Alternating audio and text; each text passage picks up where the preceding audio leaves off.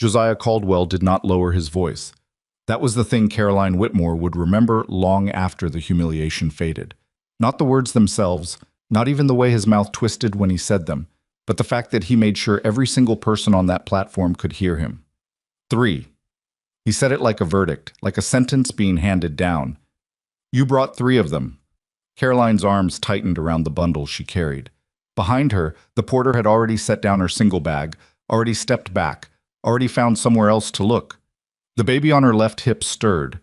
The 2 in the basket at her feet made no sound at all, but one of them had opened his eyes and was staring up at the wide Colorado sky like he'd never seen anything so enormous. She hadn't answered yet. She was still deciding if she owed him one. I wrote to you, she said. In my second letter, I told you. You told me you had children. Josiah's face had gone the color of raw brick. 1 child. Maybe 2. That's what a woman says when she writes children, not... He gestured at the basket with something close to disgust. Not a litter.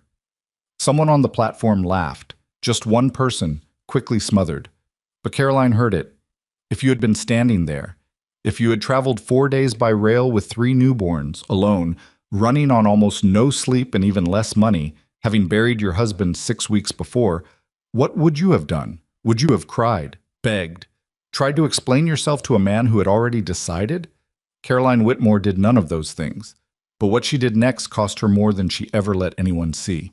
If this story moved you, if you've ever been judged before anyone knew your name, subscribe to this channel and follow Caroline's story all the way through. Every part of this journey will stay with you. Hit that like button and drop a comment telling me what city or country you're watching from. I want to see how far this story travels.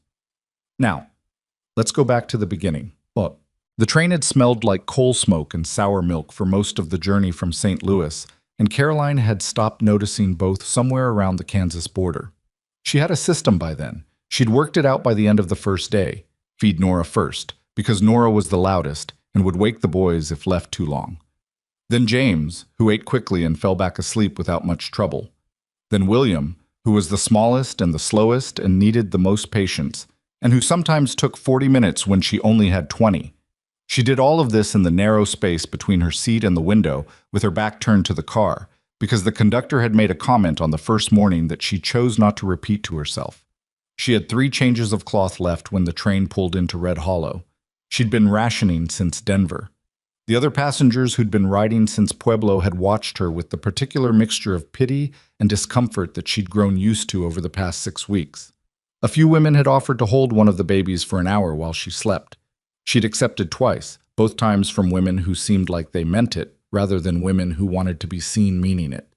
The difference mattered, she'd learned to tell. Her husband Thomas had been dead 43 days. She knew the exact number because she'd been counting, not out of grief. The grief was there, of course it was. But it had gone underground the moment she'd realized she was going to have to figure out what happened next. But because the days felt like something she needed to track. Evidence that she was still moving, still here. Thomas had been a good man. Not a remarkable one, but good, which she'd come to understand was rarer. He'd worked for a printing company in Philadelphia, made a modest wage, laughed easily, never raised his voice at her. When she'd told him she was expecting, he'd gone quiet for a moment and then said, "Well, we'd better get a bigger table." When the midwife had told them it was 3, he'd sat down on the kitchen floor and stared at the ceiling for about 2 minutes, which seemed reasonable, and then stood up and said, "All right then." He'd had a heart that gave out without warning on a Tuesday afternoon in February. He was 31 years old. He was in the middle of setting type for a theater advertisement when it happened.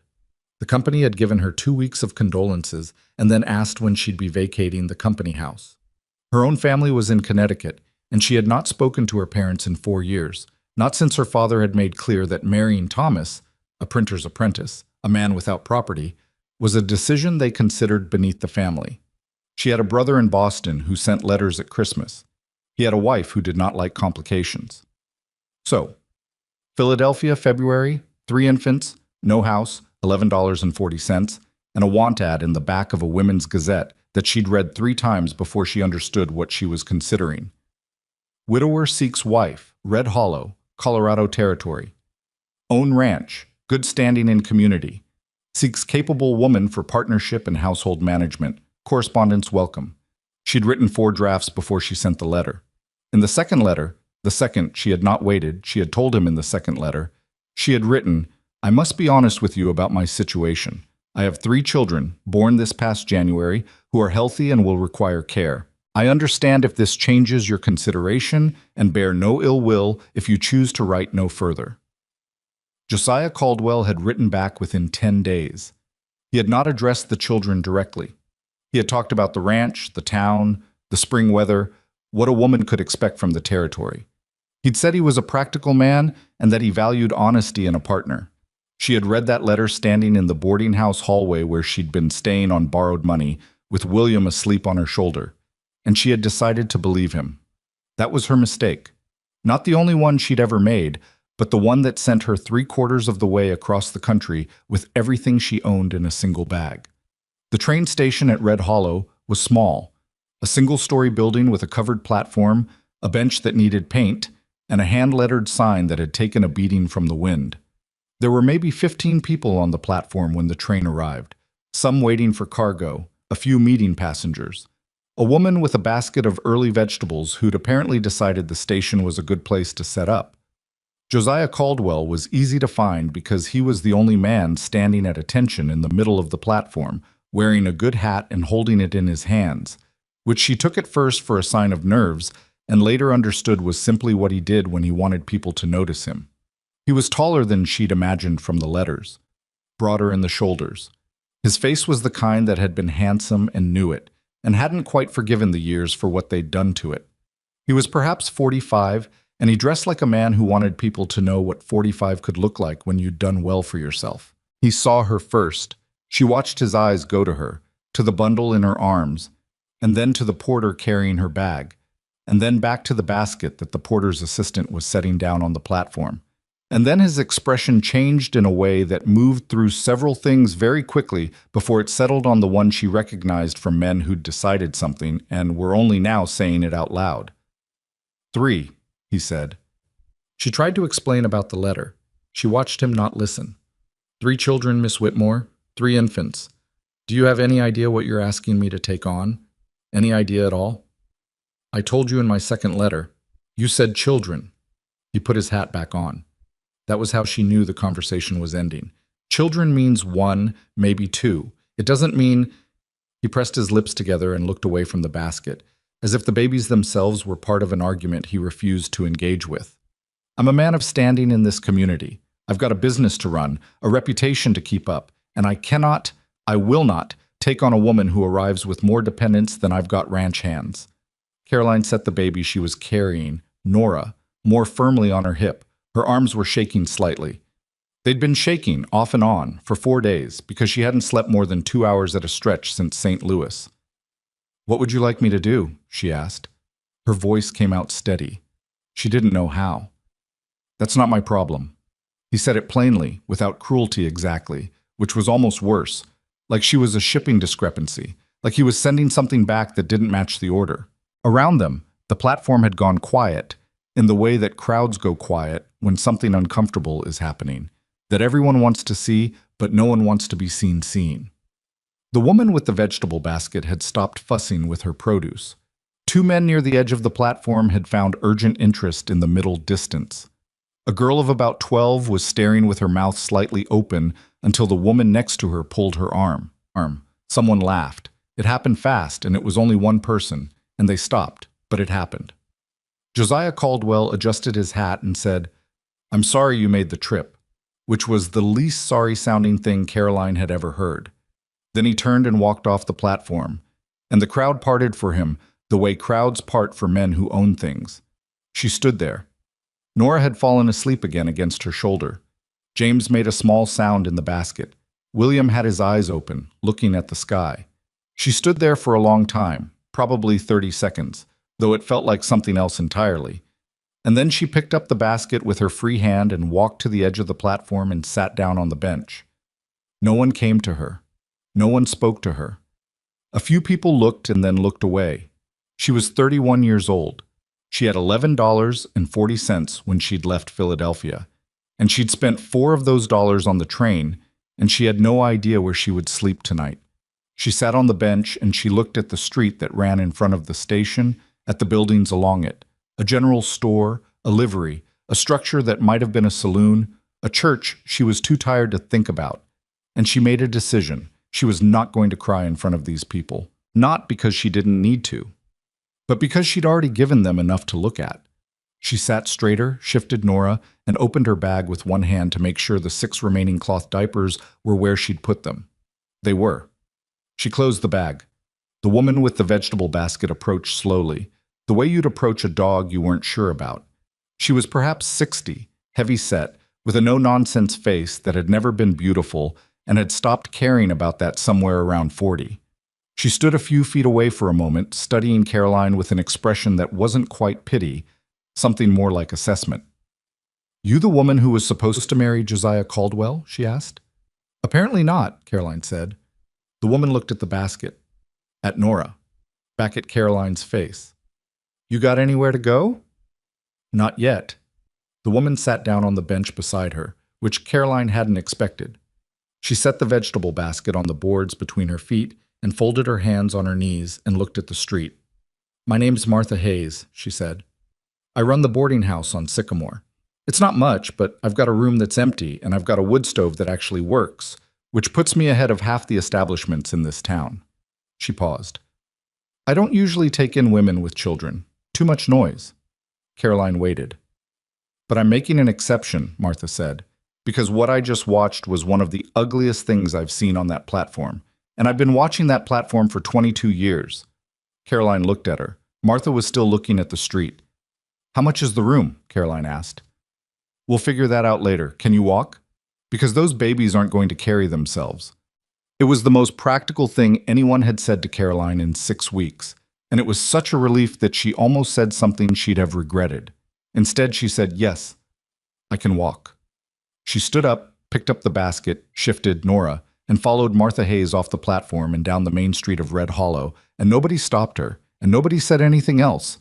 And the woman with the vegetable basket walked 3 paces ahead the whole way, which meant Caroline had to keep up or get left behind. She kept up. Martha's boarding house on Sycamore Street was a 2-story building that had started life as something else, a private residence maybe, or a feed storage, and had been converted with more practicality than elegance. The floors were worn pine, uneven in places. The stairs creaked on the 4th step and the 7th. The room Martha showed her was on the 2nd floor, small, with a single window overlooking a back lot and a narrow bed that looked like it would hold one adult if they didn't move much. "You can push the writing desk against the wall," Martha said, standing in the doorway. "If you line it with blankets, it'll do for the babies." Caroline walked to the window and looked out at the back lot. There was a fence, and beyond it a kitchen garden, and beyond that a line of cottonwoods. The wind was moving through them. "Do you have work?" Martha asked from the doorway. "I was a school teacher," Caroline said, "before I married. I can read and write in 3 languages. I can do arithmetic and basic bookkeeping, and I know something about science and geography." She turned away from the window. "And I'm good with children, obviously." Martha's expression shifted in a way that might have been the beginning of a smile. "Is there a school in this town?" Caroline asked. "Such as it is. The school teacher left last spring to marry a man in Denver, and they've had a revolving door since. 3 teachers in 8 months. Martha paused. "The town council keeps saying they'll find someone permanent. They've been saying that since July." Caroline nodded slowly. "Where would I find the town council?" she asked. "That's a bold question for a woman who arrived 2 hours ago with 3 babies and no plan." "I have a plan," Caroline said. "I just didn't have it this morning." This time Martha did smile, just briefly, the expression appearing and disappearing fast like she'd caught herself doing something unnecessary. "Council meets Thursdays, day after tomorrow." She looked at the babies in the basket, then back at Caroline. "You should eat something. You look like you've been running on spite and not much else." "Pretty much," Caroline admitted. Martha made a sound that wasn't quite a laugh, but was in the same neighborhood, and disappeared down the hall, and came back 20 minutes later with bread and cold beef and a pot of something warm that turned out to be weak tea. Caroline ate standing up because sitting down meant she might stop moving, and she was afraid that if she stopped moving, she would start thinking too hard about where she actually was and what had actually happened and how far away everything she'd known was, and she didn't have time for that. Not tonight. The babies slept. The wind moved through the cottonwoods outside. Somewhere down the hall, a floorboard creaked and then was quiet. She ate the bread and the beef and drank the tea and then went back to the window and looked at the cottonwoods for a while. She thought about the platform, about the way Josiah Caldwell had looked at the basket, not at James or William or Nora, but at the basket itself, like it was cargo, like they were something that had arrived in the wrong quantity and would need to be dealt with. She thought about the laugh, just one person. But it had been there. She'd been a teacher for 6 years in a schoolhouse outside Philadelphia. She knew what children looked like when they were waiting to see if something would break, waiting to see if the thing in front of them would crack or hold. She'd spent 6 years learning not to crack in front of them, not because she was hard, but because once they saw you crack, you'd spend twice as long putting yourself back together in their eyes. She'd learned it young, and she'd never unlearned it. She turned away from the window and looked at the three of them asleep in the padded desk drawer, which had actually worked reasonably well, she had to admit, and thought about the town council meeting on Thursday. She had no letter of recommendation. She had no references she could reach in less than 2 weeks. She had no reputation in this town, except the one that had just been made for her on a train platform in front of 15 witnesses. She had a teaching certificate, a fair amount of stubbornness, and 3 babies who would need to eat tomorrow and the day after that, and every day for the foreseeable future. She also had, though she wouldn't have put it this way at the time, a face that people remembered. Not a beautiful face, exactly. She'd never been the kind of woman men wrote poems about, but a face that looked like it was thinking something, always, even at rest. Thomas had told her once that it was both her best and most exhausting quality, and she had said thank you for the honesty, and he had said that was exactly what he'd meant. She missed him. She missed him with the specific and complicated grief of someone who'd had very little time to grieve and was storing it up for later, when she could afford it. But she did not have time for it tonight. She set down the empty tea mug, straightened the blanket over the drawer where William's arm had escaped, and lay down on the narrow bed. She did not sleep for a long time. When she finally did, it was not the sleep of someone at rest. It was the sleep of someone who'd temporarily run out of road and was stopping just long enough to find the next mile. At the town council meeting on Thursday, Caroline Whitmore arrived with all 3 babies, a folded letter in her bag, and the particular expression she'd developed over years of walking into rooms where she was not expected. She had written the letter herself, addressed to the council, outlining her qualifications, her years of experience, and her interest in the position of schoolteacher in Red Hollow. She had not mentioned Josiah Caldwell. She had not explained how she'd come to be in the territory. She had simply listed what she knew how to do and offered to do it. There were 5 men on the council. 3 of them had been on the platform 2 days ago. She could tell by the way they looked at her, not with recognition exactly, but with the particular discomfort of men who'd watched something happen and were now being asked to pretend it hadn't. The oldest of them, a man named Gerald Poole, who seemed to serve as chairman by virtue of talking more than anyone else, looked at the babies and then at the letter and then at her face and said, "Miss Whitmore, the position requires a certain permanence," she said. "I know, I'm permanent. I have nowhere else to go, which I imagine is more commitment than your last 3 candidates." She kept her voice neutral. "I'm qualified. I have 6 years of teaching experience, a certificate from Pennsylvania, and the ability to start on Monday." Gerald Poole looked at the other 4 men. One of them, a younger one, maybe 35, who'd introduced himself as the county land registrar, was looking at her differently than the others, not with discomfort, with something more like interest. "You'd need to make arrangements for the children during school hours," Gerald said. "I'm aware. And the schoolhouse hasn't been properly staffed and—" "I know," she said. "That's why I'm offering to fix it." The land registrar made a small sound that might have been a suppressed laugh. Gerald Poole glanced at him, and the sound stopped. They conferred for 10 minutes in low voices in the corner of the room, while Caroline sat in a straight-back chair near the door and fed William, which caused 3 of the 5 men to look at the ceiling with great concentration. When they came back, Gerald Poole said they'd give her a trial period of 1 month and a stipend that was roughly half what she suspected she was worth. And she said that would be fine, and stood up and shook his hand and walked out before anyone changed their mind. Martha was waiting outside on the street. "Well?" she asked. "1-month trial," Caroline said. Martha nodded like this was the outcome she'd expected. "I'll watch the babies during school hours." "Don't look at me like that. I said I don't usually take in children. I didn't say I don't know what to do with them. Martha, temporary arrangement until you figure something else out. She turned and started walking toward Sycamore Street. Come on, I've got a pot of beans that needs tending. Caroline followed her. Nora was awake and pulling at Caroline's collar with a determination that suggested she had opinions about everything. William had fallen back asleep. James was making a sound that wasn't quite crying but was practicing. Red Hollow's main street was not beautiful. It was functional in the way frontier towns were functional. Everything built to serve a purpose. Nothing built to last longer than necessary. The general store. The livery. A doctor's office with a faded sign. A barber shop. Two buildings that were clearly competing to be the town's primary saloon. And at the end of the street, visible from the intersection, a schoolhouse. It was small and it needed paint, and one of its window shutters was hanging at an angle that suggested it had been broken and repaired and broken again. But it was there. Caroline looked at it as she walked. She thought, 1 month. She thought, all right then. It was 3 days later that she first saw Ethan Calloway, though she didn't know his name yet. She'd been carrying water from the pump behind the boarding house. Martha had 2 buckets and a system and had explained both in detail, and Caroline had been following the system because it was faster than arguing, when she heard a wagon come down Sycamore Street and stop in front of the boarding house, and a man's voice say something to the horse, and then the sound of boots on the porch steps. She came around the side of the building with both buckets and found him standing at the front door. He was perhaps 40, lean in the way of men who worked outdoors, but with the particular stillness of someone who'd learned to stop moving when they needed to think. His hat was plain, well worn, not the kind a man wore to impress anyone. His jacket was good but not showy. He had the hands of someone who'd done physical work long enough that the work had changed the shape of the hands.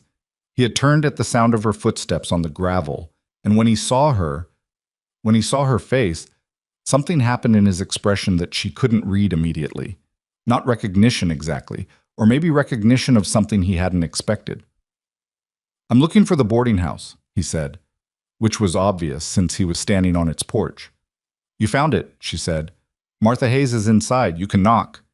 He didn't move immediately. He was looking at her with the expression she couldn't read, and she was too tired to decode it at that particular moment, so she carried the water past him and went inside. Martha was at the stove and didn't look up. There's a man on your porch, Caroline said. That'll be Calloway, Martha said. He comes through town every couple months, stays 2-3 nights. She stirred something. Good man, quiet, pays on time and doesn't track mud into the rooms. He looked at me strangely, Caroline said. Martha did look up then, briefly. Ethan Calloway's not the kind that looks at women strangely. If he looked at you, he had a reason. Outside, she heard him knock. She didn't think about it again until dinner. Martha Hayes ran the boarding house the way she ran everything, with efficiency and without ceremony. And dinner was a communal affair at a long table in the main room, with whoever was staying as guests and whatever Martha had made. That night it was 3 other boarders, a traveling merchant, a young man who worked at the land office, and Ethan Calloway, and a stew that had more vegetables than meat, but was warm and had salt in it, which put it above half the meals Caroline had managed in the past 6 weeks. She had put the babies down before dinner, a minor miracle achieved through a combination of timing, patience, and the particular exhausted surrender of infants who'd spent the day being carried from place to place. She came to dinner with both hands free, which felt strange enough that she kept glancing at them. Ethan Calloway sat across the table from her. He did not speak much during the meal. The merchant talked enough for 4 people, about conditions on the road south, about a shipment delayed in Pueblo, about prices for dry goods that had changed since last season. The young man from the land office listened and asked questions. Martha ate steadily and responded when addressed. Caroline ate and thought about the schoolhouse and what she'd need to start on Monday. You're the teacher, Ethan Calloway said. It wasn't a question. She looked up. I was looking at her the same way he'd looked at her on the porch, with something she still couldn't identify. Starting Monday, she said. Gerald Poole mentioned it at the post office this morning. He said it neutrally, like he was reporting weather. Were you there for the discussion or just the decision? She asked, and then immediately thought that might have been too pointed. But he didn't seem offended. Just the decision. A pause. He mentioned you have 3 children. I do. He looked at his bowl. Gerald Poole thinks that's a problem. Gerald Poole thinks a lot of things are problems, Martha said, from the end of the table without looking up from her dinner. That's his primary contribution to this community. The merchant laughed. The young man from the land office looked like he was trying not to. Ethan Calloway said nothing, but something in his expression had shifted, very slightly, in a way Caroline might have missed if she hadn't been a teacher for 6 years and trained herself to watch faces. He had looked at her and recognized something, and he hadn't said yet what it was. After dinner, she helped Martha clear the table, and when she came back through the main room to go upstairs, Calloway was still at the table. He had a coffee cup in front of him, and he was looking at it. "Whitmore," he said as she passed. She stopped. "Your family name?" He wasn't looking at her yet. "Whitmore, from Philadelphia." She felt something shift in her stomach, not fear exactly, but the particular alertness of someone who doesn't know what's coming next. "Yes," she said carefully. He looked up then. "Your father. Was his name Edward? Edward Whitmore? He taught mathematics and literature in a school in—" He stopped himself, started again. "There was a school in Chestnut Hill, small school. He took in scholarship boys sometimes." Caroline stood very still. "I was one of them," Ethan Calloway said. 14 years old. My family had nothing. He let me sit in the back of the classroom for a year and a half, and never once made me feel like I was there on someone's charity." He looked at his coffee cup again. "He died, I heard, few years back." 5 years, she said. Her voice had gone quiet in a way she hadn't intended. "I'm sorry." She didn't say anything. "You look like him," Ethan Calloway said. "Something about the way you said that, at dinner? About Gerald Poole." He almost smiled, just the edges of it. He used to say the same kinds of things, very quietly, in a way that left no room to argue. Caroline stood in the doorway of the main room and looked at this man she'd never met before 3 hours ago, who was sitting at Martha Hayes's dinner table in Red Hollow, Colorado, and who had known her father. "He was a good teacher," she said finally. "Yes." Calloway nodded. "He was." She went upstairs. She lay on the narrow bed in the small room and listened to the sound of the three of them breathing. That particular sound, all slightly different rhythms, the sound she'd fallen asleep to every night for the past 6 weeks, and thought about a boy of 14 sitting in the back of her father's classroom in Chestnut Hill. She thought about her father's face, which she hadn't been able to picture clearly for months, and found that she could see it now. She thought about what it meant that Ethan Calloway had recognized her name, and what it meant that he'd said nothing about Josiah Caldwell, and what it might mean tomorrow. William made a small sound, and she reached into the desk drawer and found his hand in the dark, and held it until he settled. Outside, the cottonwoods were moving in the wind. She thought, 1 month. She thought, all right then. She was on her feet before dawn on Monday. Not because the babies woke her, though they did. James at 4:30, Nora an hour later, William at 6 in the particular demanding way that suggested he'd been awake longer than that, and had simply been waiting for a reasonable time to announce it. She was on her feet because she hadn't really slept past 2, lying in the dark running through what she knew about the schoolhouse, what she'd seen when she'd walked past it twice, what supplies she'd need, what she didn't have. Martha had given her a key the day before. Just set it on the dinner table without comment, the way Martha did most things. The school was a single room with 8 long benches, a wood stove that looked functional but would need checking, a chalkboard with a crack running through the lower right corner, and a shelf of books that had been there long enough that the spines had faded to the point of illegibility. There were gaps where books had been removed and never replaced. Someone had left a broken slate on the teacher's desk and never cleaned it up. Caroline had stood in that room for 20 minutes on Saturday, walking the length of it, sitting on one of the benches to understand the angle of the windows, opening the stove to check the flue. She'd found a partial box of chalk in the desk drawer, a half-empty bottle of ink that was still usable, and a list of enrolled students from the previous spring.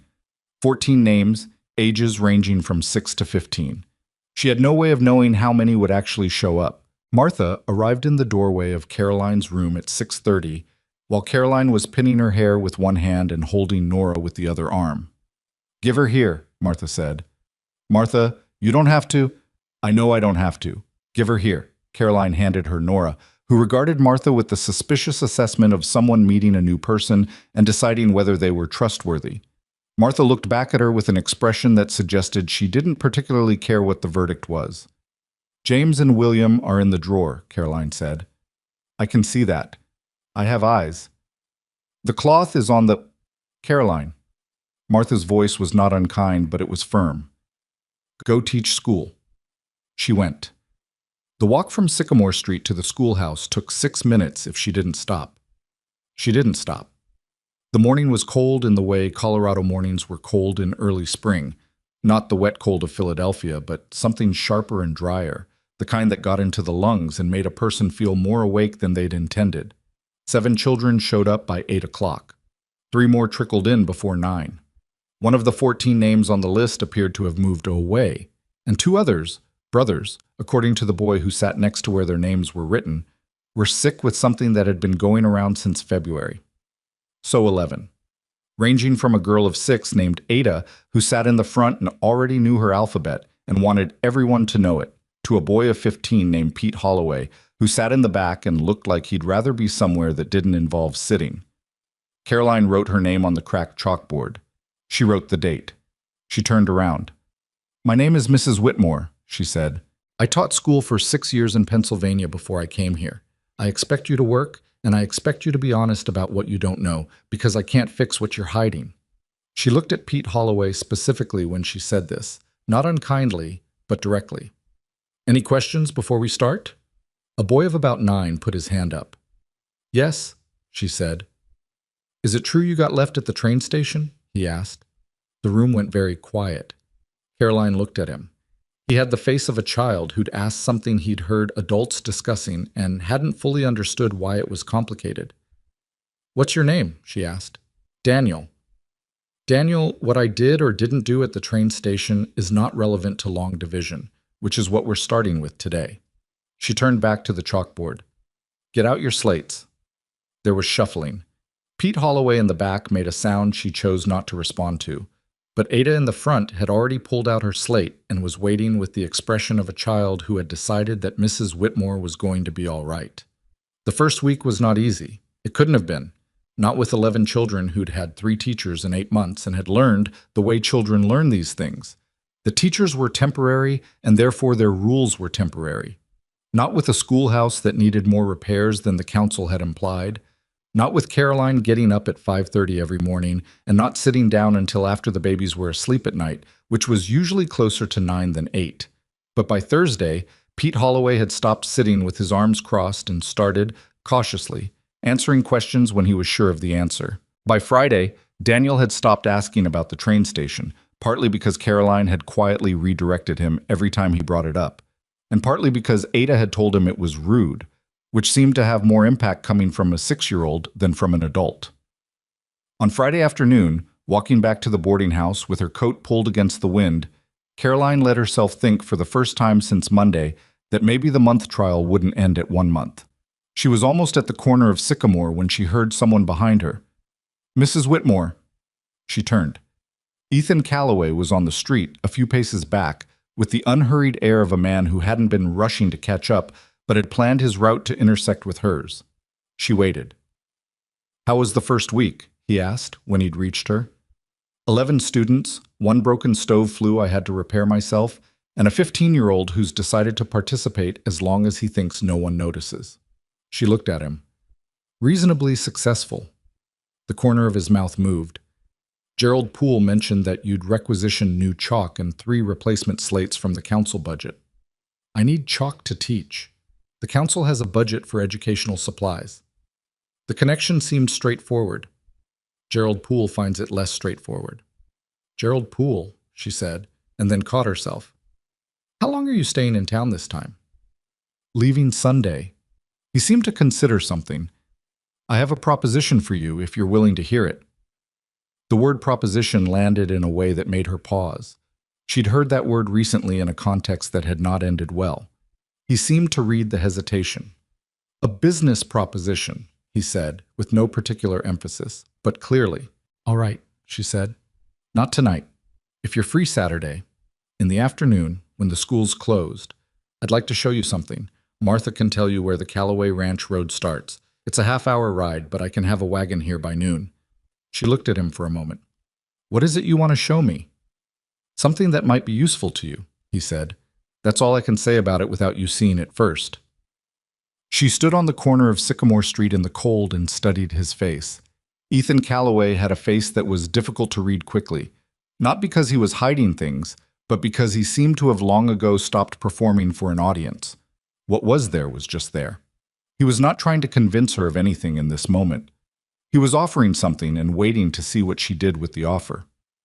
"Noon Saturday," she said. He nodded. "I'll have the wagon here." He turned and walked back the way he'd come. She watched him go for a second, then turned toward the boarding house. Through the front window, she could see a light on in the main room. She could see Martha's shape moving past it, and she could hear, or maybe imagine from this distance, one of the babies. She went inside.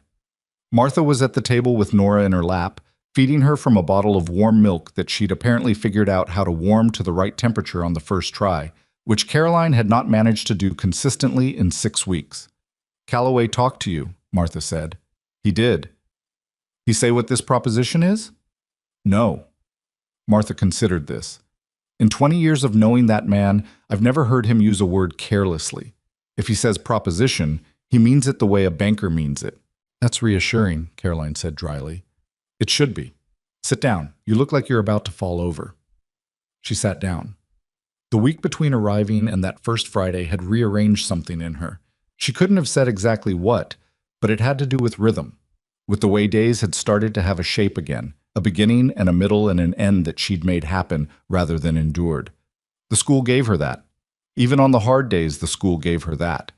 Thomas would have been interested in Pete Holloway, she thought. He'd always liked the ones who acted like they didn't care, because he said those were the ones who cared the most. She missed him in the specific way she'd been missing him, not constantly, but in sudden specific flashes that arrived without warning. She'd learned not to fight them. They came, they said what they had to say, they went. She looked at Nora in Martha's lap and thought, "You have her eyes, I think." Not quite sure yet. The babies were still in the process of becoming themselves. "Martha," she said. Thank you. For all of it. I know I haven't said it directly." Martha finished with Nora and set her against her shoulder with a practiced efficiency that Caroline noted and filed away. "I don't need it said," Martha told her. "I need you to keep eating properly, because you're running on less than you should be, and I can tell." She looked at her. "Eat something before you go to bed tonight." "Yes, Martha." "And stop looking at me like I'm doing something unusual. I'm a practical woman doing practical things. Don't make it sentimental." "I wasn't going to," Caroline said. "You were thinking about it," Martha said. She was right. Caroline ate her dinner, fed William and James in turn, and went to bed at 8:30, which was the earliest she'd slept since Philadelphia. She slept until 5. It felt honestly like something close to miraculous. The Saturday wagon arrived at noon as promised, with Ethan Calloway on the seat, and a horse that looked like it had been working since before sunrise without complaint. Caroline came out of the boarding house with her coat and her practical boots, and Martha stood in the doorway holding James and did not say anything, which was its own kind of commentary. The road out of town ran south and then turned west, following the line of a creek that was running fast with snowmelt. The cottonwoods along the banks were starting to show the pale green of early leaves, still tentative, still looking like they weren't entirely sure spring had actually arrived. Ethan drove without much conversation. She didn't mind. She'd learned in the past week that silence with him was not uncomfortable. He was not the kind of man who felt the need to fill space with sound, and she'd spent years in a schoolhouse learning to read the difference between a silence that was hostile and one that was simply present. This one was present. After about 20 minutes, the road curved around a stand of pines and opened onto a flat stretch of land with a creek on the southern edge, and near the water, a small cottage that had clearly been empty for some time. He stopped the wagon. She looked at the cottage. It was stone and timber, one story, with a chimney that seemed structurally sound from this distance. The roof had a section near the eave that looked questionable. The door was intact. The 2 windows were shuttered. "It was a foreman's cottage," Ethan said. "Built about 12 years ago, when I was running a larger crew. I don't need it for that anymore." He looked at it. "It's been standing empty for 3 years." She waited. "It's on the eastern edge of my property. not close enough to the main ranch to cause any complications. He set the brake on the wagon. What I'm offering you is the use of it, rent-free, for a year. In exchange, he paused, and she had the sense that he'd thought carefully about how to phrase this next part. In exchange, I'd like you to run a school here, not in place of the town school. I know you have that, but in addition, for the ranch workers and their families. I've got 4 families living on the property, 11 children between them, and the youngest working hand can't read well enough to understand a contract. She looked at the cottage. She looked at the creek. She looked back at him. That's the proposition, he said. You'd have the cottage as living space and a school space. I'd provide wood for the stove and basic repairs to the structure. You'd decide what and how to teach. He looked at his hands on the reins. I'm not offering charity. I want the people on my ranch to be educated because it makes the ranch run better, and because it's right, and because... He stopped. Because of my father, she said. He was quiet for a moment. Partly, he said. But I'd be making this offer to any qualified teacher in your situation. The fact that you're Edward Whitmore's daughter tells me something about what kind of teacher you are. It doesn't change the practical calculation. She was quiet. Below them, the creek ran over stones with a sound that was constant and indifferent to everything happening on the bank above it. I want to see the inside, she said. He climbed down and she climbed down without waiting for him to come around, and they walked to the cottage door. And he had a key that took some persuasion, but eventually turned, and the door opened into a room that smelled of cold stone and old wood and 3 years of no one living in it. It was not small for a cottage. One main room with a fireplace, a kitchen area with a cast-iron stove that looked functional, and a separate room in the back that had been used as sleeping quarters. The floor was stone, which was cold but solid. The ceiling was low enough that a tall man would want to be careful with his hat. The questionable section of roof had caused a water stain along one wall, but hadn't, as far as she could tell, damaged the structure. She walked through it slowly. She looked at the fireplace. She looked at the stove. She walked into the back room and looked at the window there, which faced east toward the creek. The water stain, she said from the back room. I'd have someone look at the roof this week, he called from the main room. The floor in here needs something over it. Stone's too cold for children. I have pine boards in the barn. She came back into the main room. He was standing near the door, not touching anything, watching her with the expression that was simply present and waiting.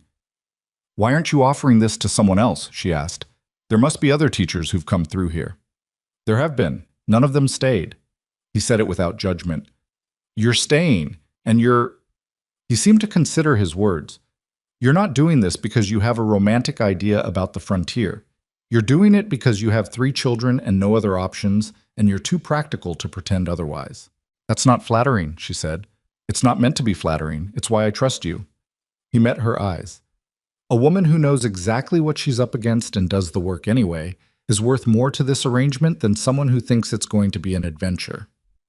The room was quiet except for the sound of the creek through the shuttered window. She thought about the boarding house room. She thought about the narrow bed and the desk drawer and Martha's kindness, which was real, and which she was already aware of accumulating like a debt she wasn't sure how to repay. She thought about 11 students and Pete Holloway and the cracked chalkboard. She thought about what it would mean to have a space that was hers, not borrowed, not charity, earned. I have conditions, she said. He nodded once, like he'd expected this. I decide what's taught and how. You don't dictate curriculum. Agreed. I pay for my own food and my children's food. I'm not a guest on your property. I wasn't offering to feed you. I know, I'm stating it clearly so there's no confusion later. Fair. If the arrangement isn't working for either of us, either party can end it with 2 weeks' notice. In writing. Something shifted slightly in his expression. You want it in writing. I want everything in writing, she said. I'm a woman alone in a territory with 3 infants. Everything in writing. He was quiet for a moment, then, all right. And one more thing. She looked at the main room, at the space it offered. When I run the school here, I set the terms with the families. Not you. You can tell them it exists. You don't tell them what it is or how it runs. He considered this longer than the others. She waited. Agreed, he said. She looked at the water stain on the wall. She looked at the fireplace. When can you have the roof looked at? She said. Tuesday. And the pine boards? I can bring them Wednesday. She nodded slowly. Then I'd like to move in Saturday week if the roof is sound. He held out his hand. She looked at it for half a second. The hand of a man who'd been a scholarship boy in the back of her father's classroom, who now owned a ranch large enough to have a foreman's cottage sitting empty at its eastern edge. And then she shook it. His grip was brief and firm, and he let go immediately, the way people do when a handshake is a contract rather than a performance. They walked back to the wagon. On the ride back to town, the silence was different. It had something in it now. Not weight, exactly, but substance. She was looking at the cottonwoods when he said, "He was teaching the day I passed my examination. He was the one who told me I'd passed." She looked at him. "Your father. He'd stayed late. He didn't have to." He kept his eyes on the road. He said, "I can remember it, which is something after 25 years. He said, 'Calloway, you did the work and the work paid off. That's all it ever is.'" He paused. I thought about that sentence a lot over the years. She looked at the road ahead. "He said things like that," she said. "Short things. He didn't like speeches." "No." The wagon moved. "He'd be glad you did well," she said. She wasn't sure she meant to say it, but it was true, and it came out. Ethan Calloway didn't answer for a moment. When he did, his voice was level. "I hope so." They rode the rest of the way in silence. News moved through Red Hollow with the particular speed of small towns that have limited entertainment and unlimited curiosity, and by Monday morning Caroline could tell, from the way two of the council members' wives looked at her on the street, that word had traveled about the arrangement with Ethan Calloway. By Tuesday, Daniel had asked her in class if she was going to live on Mr. Calloway's ranch now, and she'd said she was going to live on the eastern edge of the Calloway property in her own cottage and run an evening school for ranch families, and he'd seemed to find this less scandalous than whatever he'd heard at home. Josiah Caldwell found her on Wednesday. She was coming out of the general store with a small bag of supplies she'd budgeted carefully for and could now almost afford, and he was on the sidewalk, and there was no graceful way for either of them to not acknowledge the other. He looked different than he'd looked on the platform. Smaller, somehow, though he was the same height. His hat was still good. His expression had the quality of a man who'd prepared something to say. "Miss Whitmore," he said. "Mr. Caldwell." She shifted the bag. "I wanted to—" He stopped, started again. "I heard you're doing well, with the school." "I am. I may have—" He pressed his lips together. "What I said at the station, I may have been hasty." She looked at him. He was not apologizing exactly. He was recalculating. She could see the difference. "You weren't hasty," she said. "You made a decision based on what you valued. I've made different decisions based on what I value. I don't see that we have anything to discuss." He blinked. He'd expected something else, defensiveness, or anger, or maybe gratitude for the implied apology. "I hope there are no hard feelings," he said. "I don't have room for hard feelings right now," Caroline said. "I have a school to run and 3 children and a cottage to move into. Good day, Mr. Caldwell." She walked around him. She heard him say something else, but she was already moving, and she let his words happen behind her without turning to receive them. Half a block later, she realized her hands were shaking, just slightly. Not from anger. From the effort of staying steady when every part of her had wanted to say something considerably less composed. She kept walking. That evening at Martha's table, Ethan Calloway was there again. He'd stayed in town to talk to the men who'd look at the roof. And Caroline told Martha about the exchange with Josiah, not because she needed to process it, but because Martha would hear about it anyway, and it was better to give her the actual version. Martha listened without interrupting. Ethan ate and said nothing. When Caroline finished, Martha said, "Good," and reached for the bread. Ethan looked at his coffee cup. "What?" Caroline said to him. "Nothing." He shook his head slightly. "You're thinking something." He looked up. "I'm thinking you handled it better than I would have," he said. "But I also think Josiah Caldwell is going to find more to say. Men like that don't like not having the last word." "I know," she said. "I'm not saying it to worry you. I'm saying it so it doesn't surprise you." She looked at him. "Thank you. That's useful." Martha was looking at neither of them, eating her bread with the air of someone who had opinions she was keeping to herself, which meant she had strong ones. The week passed. The roof was examined and repaired. 2 sections near the western eave, both done by Wednesday, as promised. The pine boards arrived Thursday.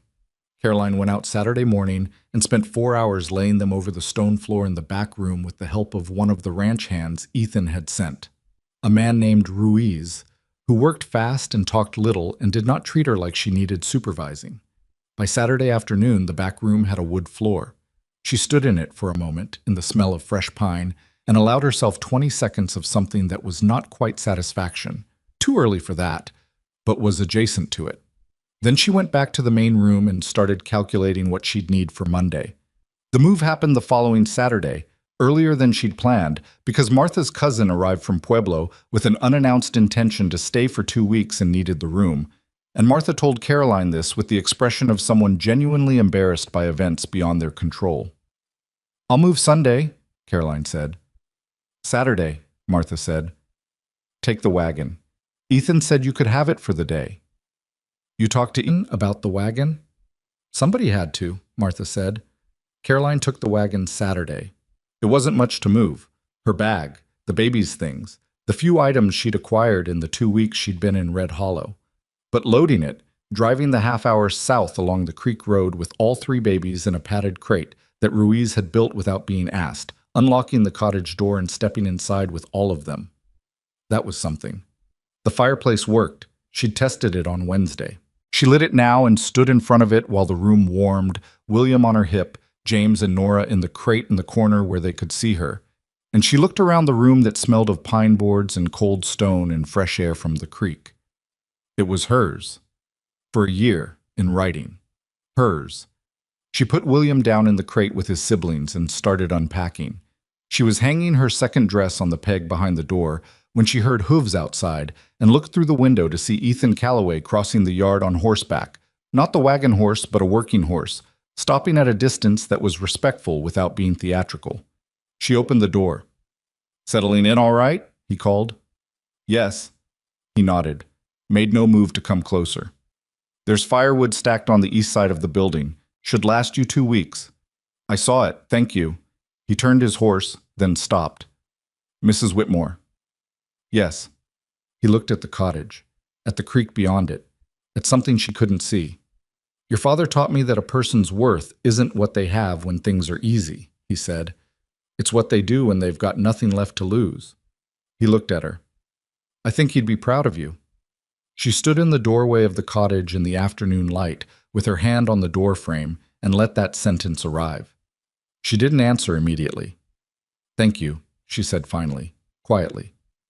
He nodded once, turned his horse, and rode back toward the main ranch without looking back. She stood in the doorway for a moment after he'd gone. Behind her, Nora made a sound that meant she was awake and had opinions. Caroline went back inside, closed the door, and picked her daughter up. The first evening school at the cottage started with 4 students and a lantern that kept flickering because the wick needed trimming, and Caroline taught fractions by drawing on a flat piece of slate she'd propped against the wall because she hadn't yet figured out how to mount the chalkboard she'd brought from town. The 4 students were adults. That was the thing she hadn't fully prepared for, despite knowing it intellectually. Ruiz, who'd laid her pine floors and turned out to be 32 years old and had been working cattle since he was 10.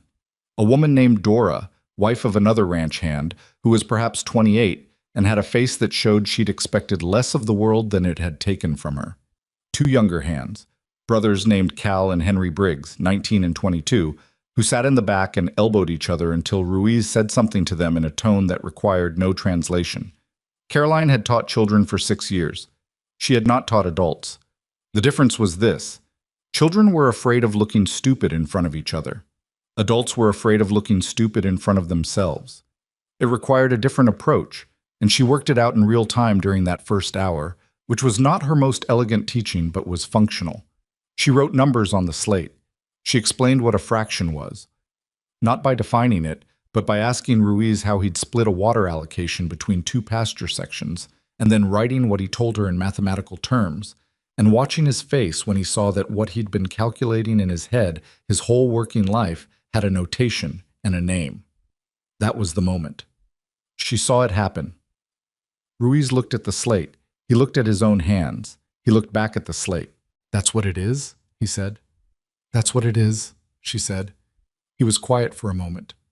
I've been doing that since I was 12. I know, she said. Now you can show someone else how.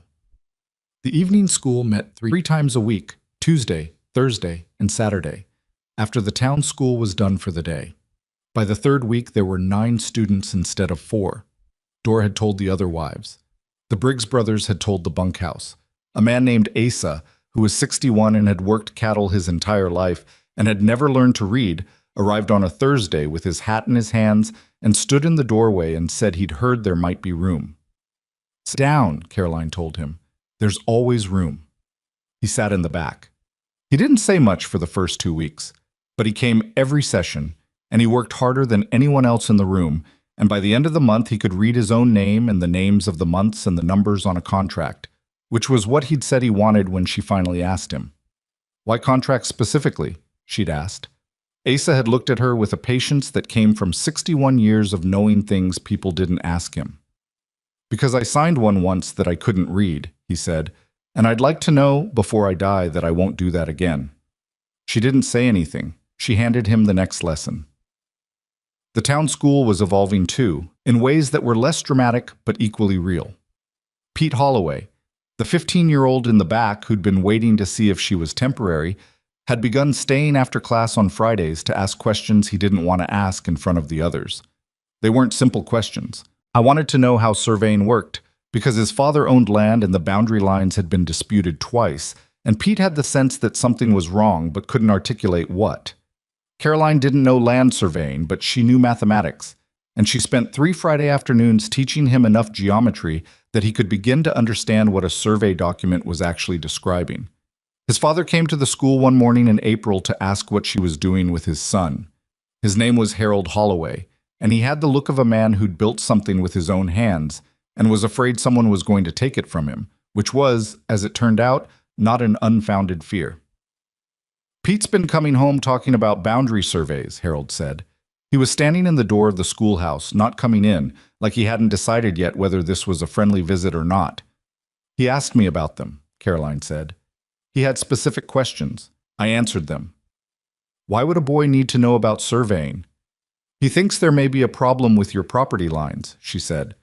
He wanted to understand the documents well enough to find out if he was right. Harold Holloway looked at her. His expression shifted through several things. My land's been filed, he said. I've got the papers. I'm sure you do. Pete's concerned that someone may have filed overlapping claims without your knowledge. It happens in territories where the surveying records aren't well consolidated. She kept her voice neutral. I don't know if he's right, but he's asking good questions, and I'd rather he have the tools to check than spend 20 years wondering. Harold was quiet for a moment. You know about land claims? I know about mathematics, she said, which is most of what a land claim is if you strip away the legal language. He stood in the doorway for a long moment, and she could see him recalculating her, not warmly, not with any particular appreciation, but honestly, arriving at a different figure than he'd started with. Pete says you're the best teacher he's had, Harold said finally. Pete says that now, she said. He spent the first 2 weeks trying to convince me he wasn't interested. The corner of Harold's mouth moved, just barely. Yeah, that sounds like him. He looked past her into the classroom where the other students were working on a reading exercise and trying not to appear to be listening. The surveying question. If something was wrong with my lines, who would I talk to? Start with the county land office, she said. Ask to see the original filing and any subsequent claims within a mile of your borders. The land registrar can help you read them if you're not sure what you're looking at. Harold nodded slowly. He looked like a man trying to decide something. Thank you, he said finally. He left. Pete, at his bench in the back, was looking at the door his father had walked out of with an expression that was complicated and young and trying not to show either of those things. Caroline gave him 2 seconds and then said, multiplication tables back page, to the room, and the rustling of slates filled the silence.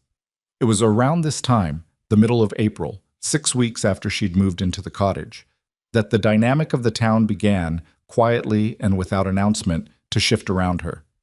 It wasn't that people had been cruel, exactly.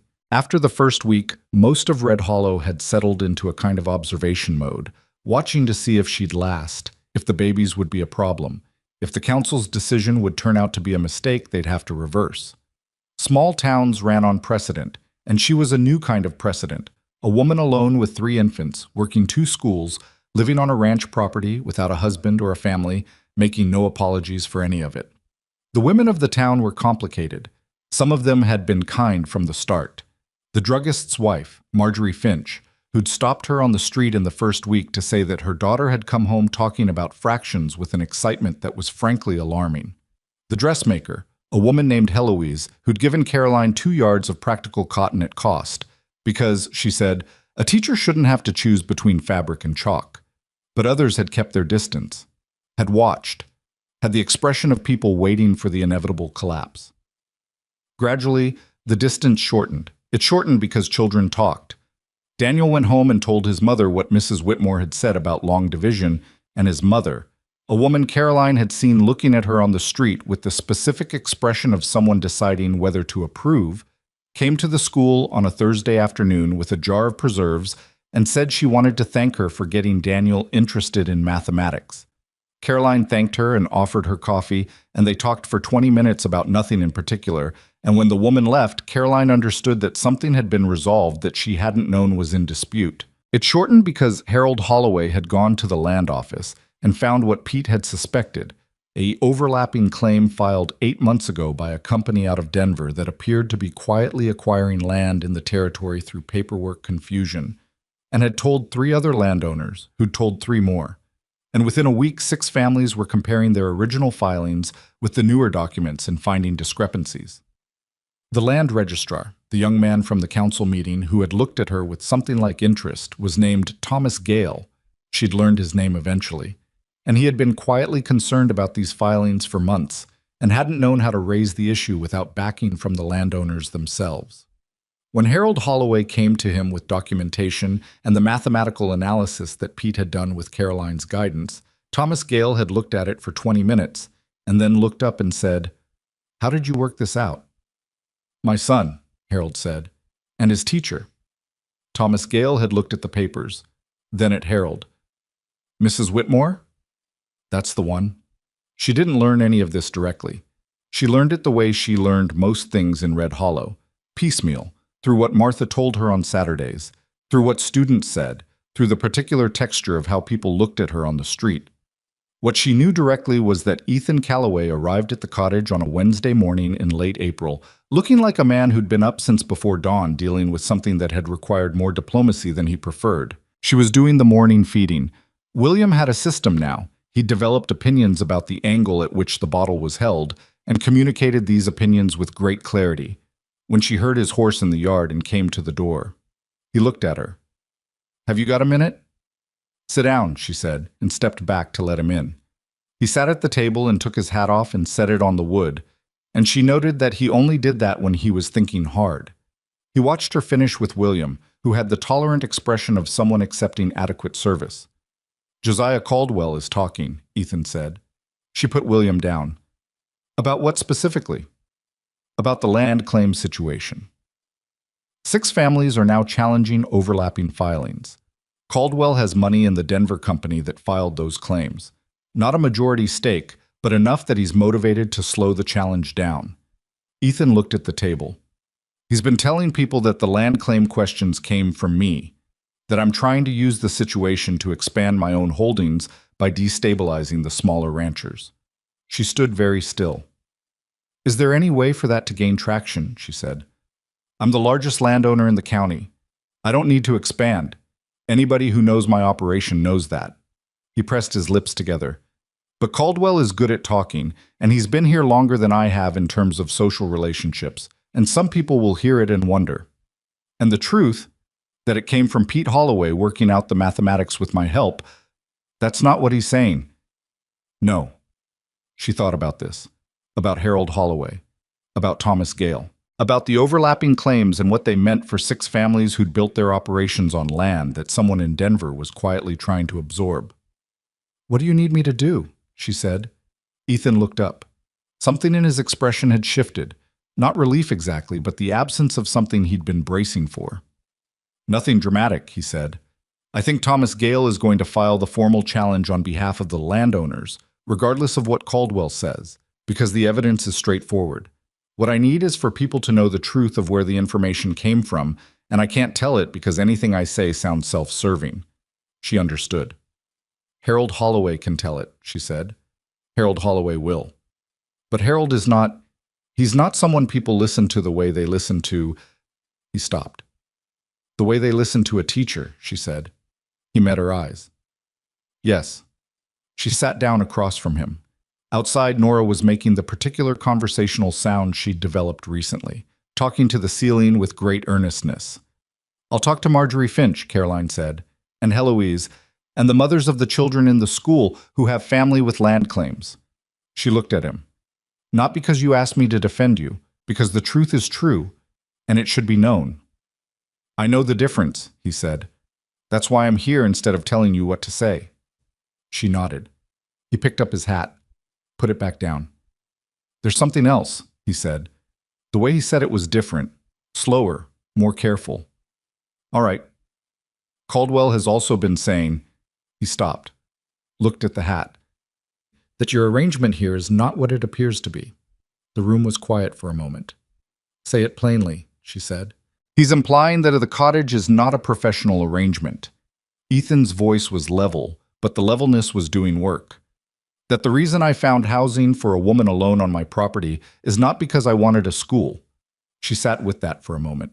She thought about the platform, about Josiah Caldwell walking off it with his good hat, leaving her on a bench with 3 babies and the sound of one person laughing.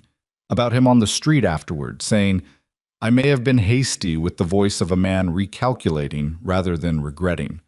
About Ethan's warning that men like that didn't like not having the last word. Is anyone believing him? She said. Some. Less than he'd like. What does he want, practically? What outcome is he trying to create? Ethan looked at her. I think he wants you gone, he said.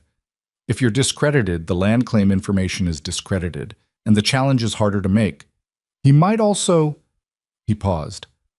I think it bothers him that you're doing well, that you didn't fall apart when he left you on that platform. She was quiet. He wants me to be the cautionary tale, she said, the woman who couldn't make it. Yes. She looked at the table, at the grain of the pine board she'd watched Ruiz lay 3 months ago. He's going to be disappointed, she said. Ethan looked at her for a moment. The room was quiet. Outside, Nora had moved on from the ceiling and was now apparently having opinions about the window. Yes, he said. I think he is. He left shortly after. She stood at the window and watched him cross the yard on horseback, and then she picked up Nora, who had clearly been waiting for this, and immediately grabbed a fistful of Caroline's hair, and she thought about what she was going to say to Marjorie Finch. The conversation with Marjorie happened that Saturday when Caroline came to town for supplies.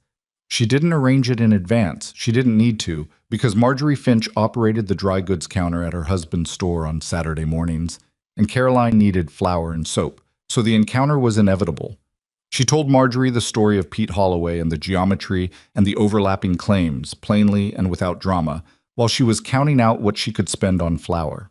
Marjorie listened in the way of a woman who knew how to hear what was said and what wasn't.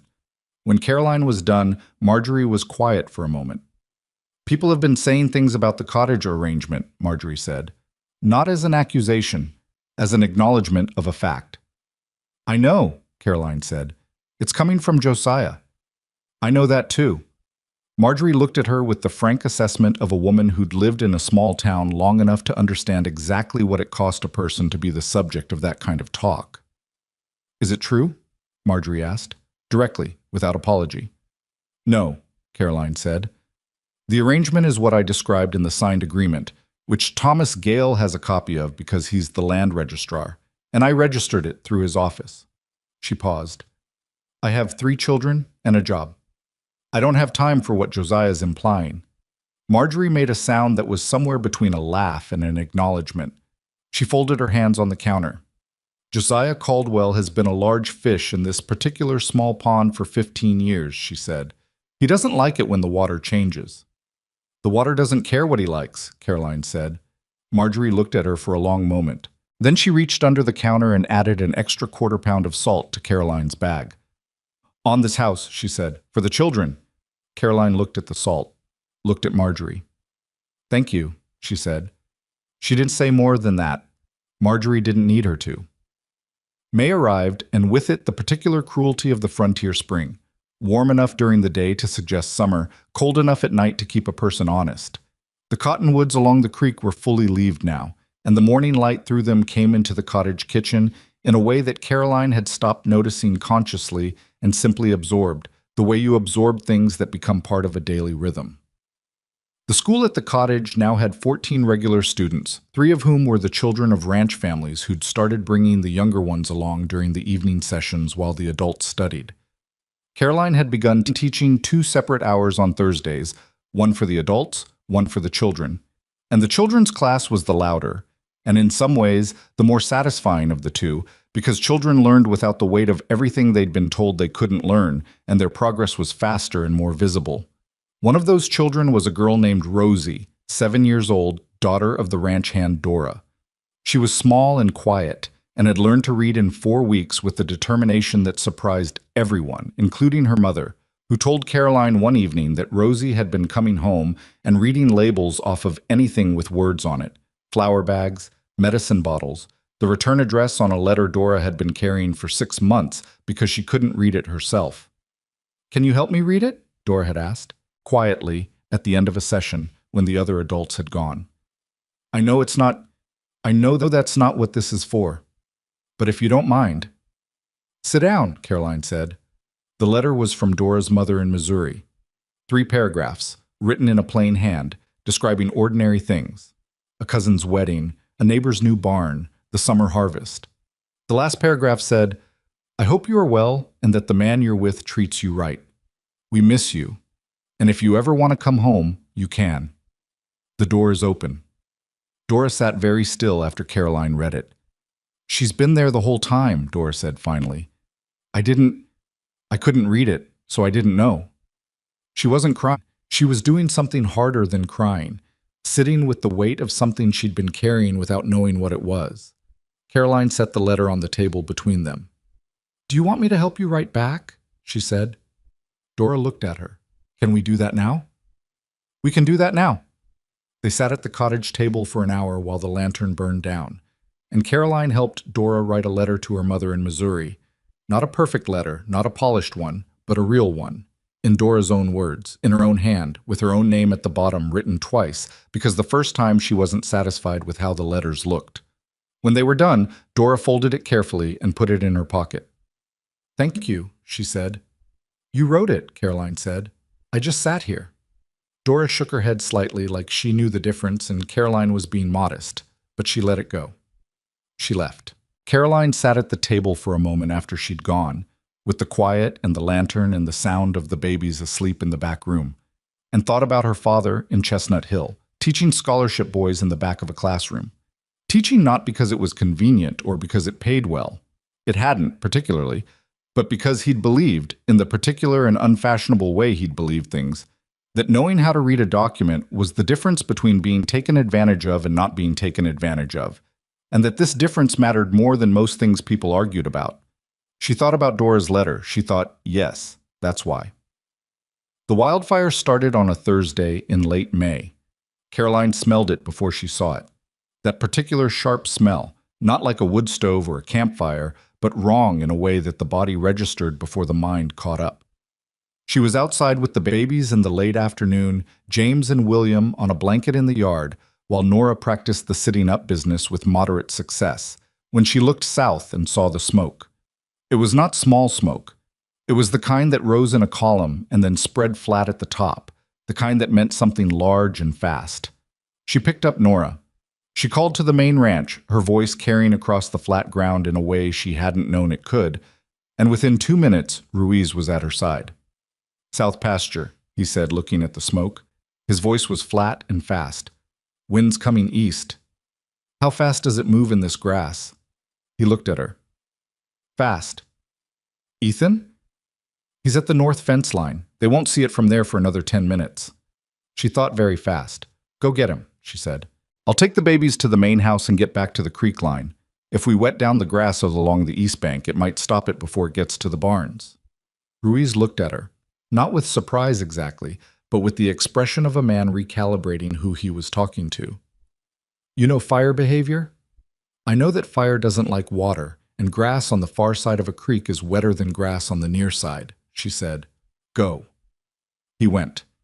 She carried all 3 babies to the main ranch house. It was not a graceful journey, it was 3 trips and a lot of urgency, and she counted heads twice when she got there, and left them with the ranch cook, a woman named Berta, who had arms like a blacksmith and the calm disposition of someone who had weathered a number of things. Keep them in the kitchen, Caroline said, away from the south windows. Berta looked at her. You going back out there? Yes. Berta looked like she had opinions about this. She kept them to herself and took William, who seemed perfectly content with the arrangement. Caroline ran. The creek bank was about 400 yards from the main house, running east-west along the south edge of the property. She got there before the fire did, but not by as much as she'd hoped. The smoke was thicker now, and she could hear it, which was something she'd never heard before, and which her body responded to with a very clear and immediate message that she acknowledged and then set aside because there wasn't time for it.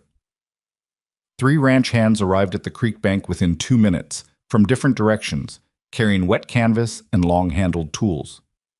We wet the bank on this side, Caroline said.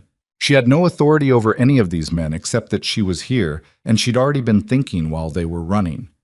If the fire reaches the creek, it'll slow. We need to clear the dry grass on this bank for 20 feet back and then soak what's left.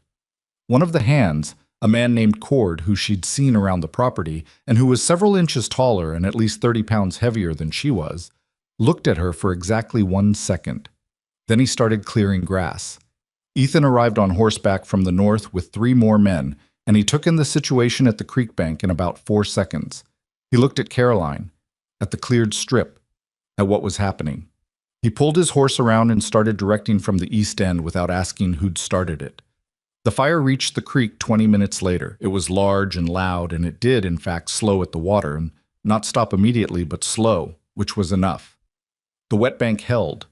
The grass that had been cleared gave it nothing to jump on. By the time the sun was starting to lower, the fire had burned itself out on the far side of the creek, and the barns were standing, and the east pasture was scorched but not destroyed. No one was hurt. Ethan stood at the creek bank when it was over, looking at the far side, at the black ground where the fire had come from. He was covered in smoke and ash, and the particular exhaustion of a man who'd just spent 2 hours afraid for everything he'd built. Caroline was standing 20 feet away. She was also covered in smoke. Her hem was burned in one place where a spark had caught it, and she'd put it out with her hand, which was now a thing she could think about later. Ethan looked at her. The cleared strip was your idea, he said. It wasn't a question. It was the logical thing to do, she said. He was quiet for a moment. Are the children all right? With Berta? They're fine. He nodded. He looked at the creek, at the bank, at what hadn't burned. Thank you, he said. Thank Ruiz, she said. He moved fast when it counted. I will. I'm also thanking you. She looked at the black ground across the creek and let the fear that she'd set aside earlier arrive now, which it did, quickly and completely, and she stood with it for a moment while her heart made its feelings known. Then she took a breath. I need to get back to the children, she said. I'll walk with you. They walked back across the yard in the late light, and neither of them said anything, and that was all right. What Caroline did not know, standing at that creek bank with smoke in her hair and a burned hem and 3 babies waiting in the ranch kitchen, was that 4 different people had watched her at that creek, Cord and 2 of the other hands, and Ruiz, who'd made it back from the north fence line in time to see the last 20 minutes, and that by Sunday those 4 people would have told the story to 12 others, and by the following Thursday the story would have reached Red Hollow. The woman who was laughed at on the train platform had helped save Ethan Calloway's barns. People in small towns remember what they first thought about someone, but they also remember when they find out they were wrong. Both things were now in the water, and the water was moving, and Josiah Caldwell, in his good house on the north end of town, was beginning to have the look of a man who had miscalculated something and was not sure yet exactly when it had happened. The following week, Gerald Poole sent a note to the cottage. It said, "The council would like to discuss making your position at the town school permanent. Please attend Thursday's meeting at your convenience." Caroline read it twice. She set it on the table. She looked at it for a moment. Then she went to check on William, who had developed a cough 3 days ago, that was small, but that she was watching with the particular vigilance of a mother who knew how fast small things could change, and who was not, under any circumstances, going to look away from it. William's cough was still small on Monday. By Tuesday, it had moved deeper. She knew the sound of it, not the sharp bark of croup, which she'd read about and feared, but something lower and wetter that settled in his chest and stayed there. He was eating, which she told herself was the important thing. He was alert. His eyes were clear. But the cough was there in the morning when she lifted him from the drawer, and there at midday, and there in the small hours of the night when she lay in the dark listening to all three of them breathe and counting the seconds between his. She went to the Thursday council meeting with Gerald Poole's note in her bag and William against her chest, and the cough accompanying both of them into the room. Gerald Poole looked at the baby. He had the expression of a man who had not anticipated this particular variable. "Mrs. Whitmore," he said, "we weren't expecting—" "He's not well enough to leave," she said. "I'm here. Can we proceed?" They proceeded. The permanent position was offered at a salary that was still not quite what she was worth, but was better than the trial stipend, and came with a formal arrangement that she would continue the cottage school as a supplementary program under the town's loose educational authority, which mostly meant that they could mention it in their annual report to the territorial government without having to fund it. She accepted the salary and declined the oversight. "The cottage school operates under my terms," she said, "the same terms I've run it under since March. The council is welcome to know it exists. That's the extent of the relationship." Gerald Poole had the look of a man trying to find a way to object without a specific objection available. Thomas Gale, sitting at the end of the council table, said, "That seems reasonable," in a tone that ended the discussion. Gerald Poole shuffled his papers. She walked home, back to the cottage, which she had been calling home for 2 months now without noticing the shift, with William against her chest and the signed papers in her bag, and she thought about the salary figure and what it would mean over 6 months, and whether she could afford a proper cradle before winter, and she thought about William's cough. She stopped at the edge of town to speak to Dr. Pryor, whose office she passed on the way to the livery where she'd left the wagon. Dr. Pryor was a man of 60, with the economy of motion of someone who'd been doing one thing for 40 years and had stopped wasting movement on anything that wasn't necessary. He listened to William's chest with a horn stethoscope, while William regarded it with deep suspicion. "Bronchial," he said. "Not pneumonia yet. Keep him warm and dry. No night air." He looked at her. "You know what to watch for." "I know what to watch for?" she said. She'd been reading everything she could find in the small collection of medical texts she'd borrowed from Dr. Pryor's own shelf 2 weeks ago when the cough had just started. "Steam helps. Get a pot going at night." He gave William back to her. "He's strong. That works in his favor." She drove back to the cottage in the afternoon light with William wrapped tight against the cold that was still in the May evenings, and she thought, strong. She thought about William in the basket at the train station, looking up at the sky. She thought about him with Berta during the fire, apparently unconcerned. He was strong. She was going to let that be enough for tonight. The steam arrangement was not elegant. She rigged a system with a pot on the stove and a tent of blankets over the corner where William slept, which kept a warm, damp air around him that seemed to ease the cough at night. It meant she was up every 2 hours to check the pot and add water, which meant she slept in 2-hour increments for the next 5 nights, which meant she taught the town school and the evening school on approximately 4 hours of sleep, and a stubbornness that she wasn't even aware of anymore as a distinct quality. It had become simply the medium she operated in. Nora and James, by some mercy, stayed healthy. James had begun pulling himself to a sitting position and seemed very pleased about this. Nora had 4 teeth coming in simultaneously, which was its own category of difficulty, but a manageable one. On the 6th night, William slept through without coughing. She lay awake for 2 hours after that, listening to the silence where the cough had been, and then finally slept herself. In the morning, Ethan knocked. She came to the door with her hair still down, which she hadn't intended, and he had the manners to look at the yard while she put herself together enough to open the door properly. "How is he?" asked. She'd sent word through Ruiz 4 days ago, not because she needed anything, but because Ethan's cook Berta had asked, and she'd learned that ignoring Berta's questions tended to result in Berta appearing at the cottage with food regardless. "Better," she said. He slept last night. The relief in Ethan's face was brief and unguarded, and he didn't try to hide it, which surprised her. She'd grown used to his expressions being contained, measured. This one hadn't been.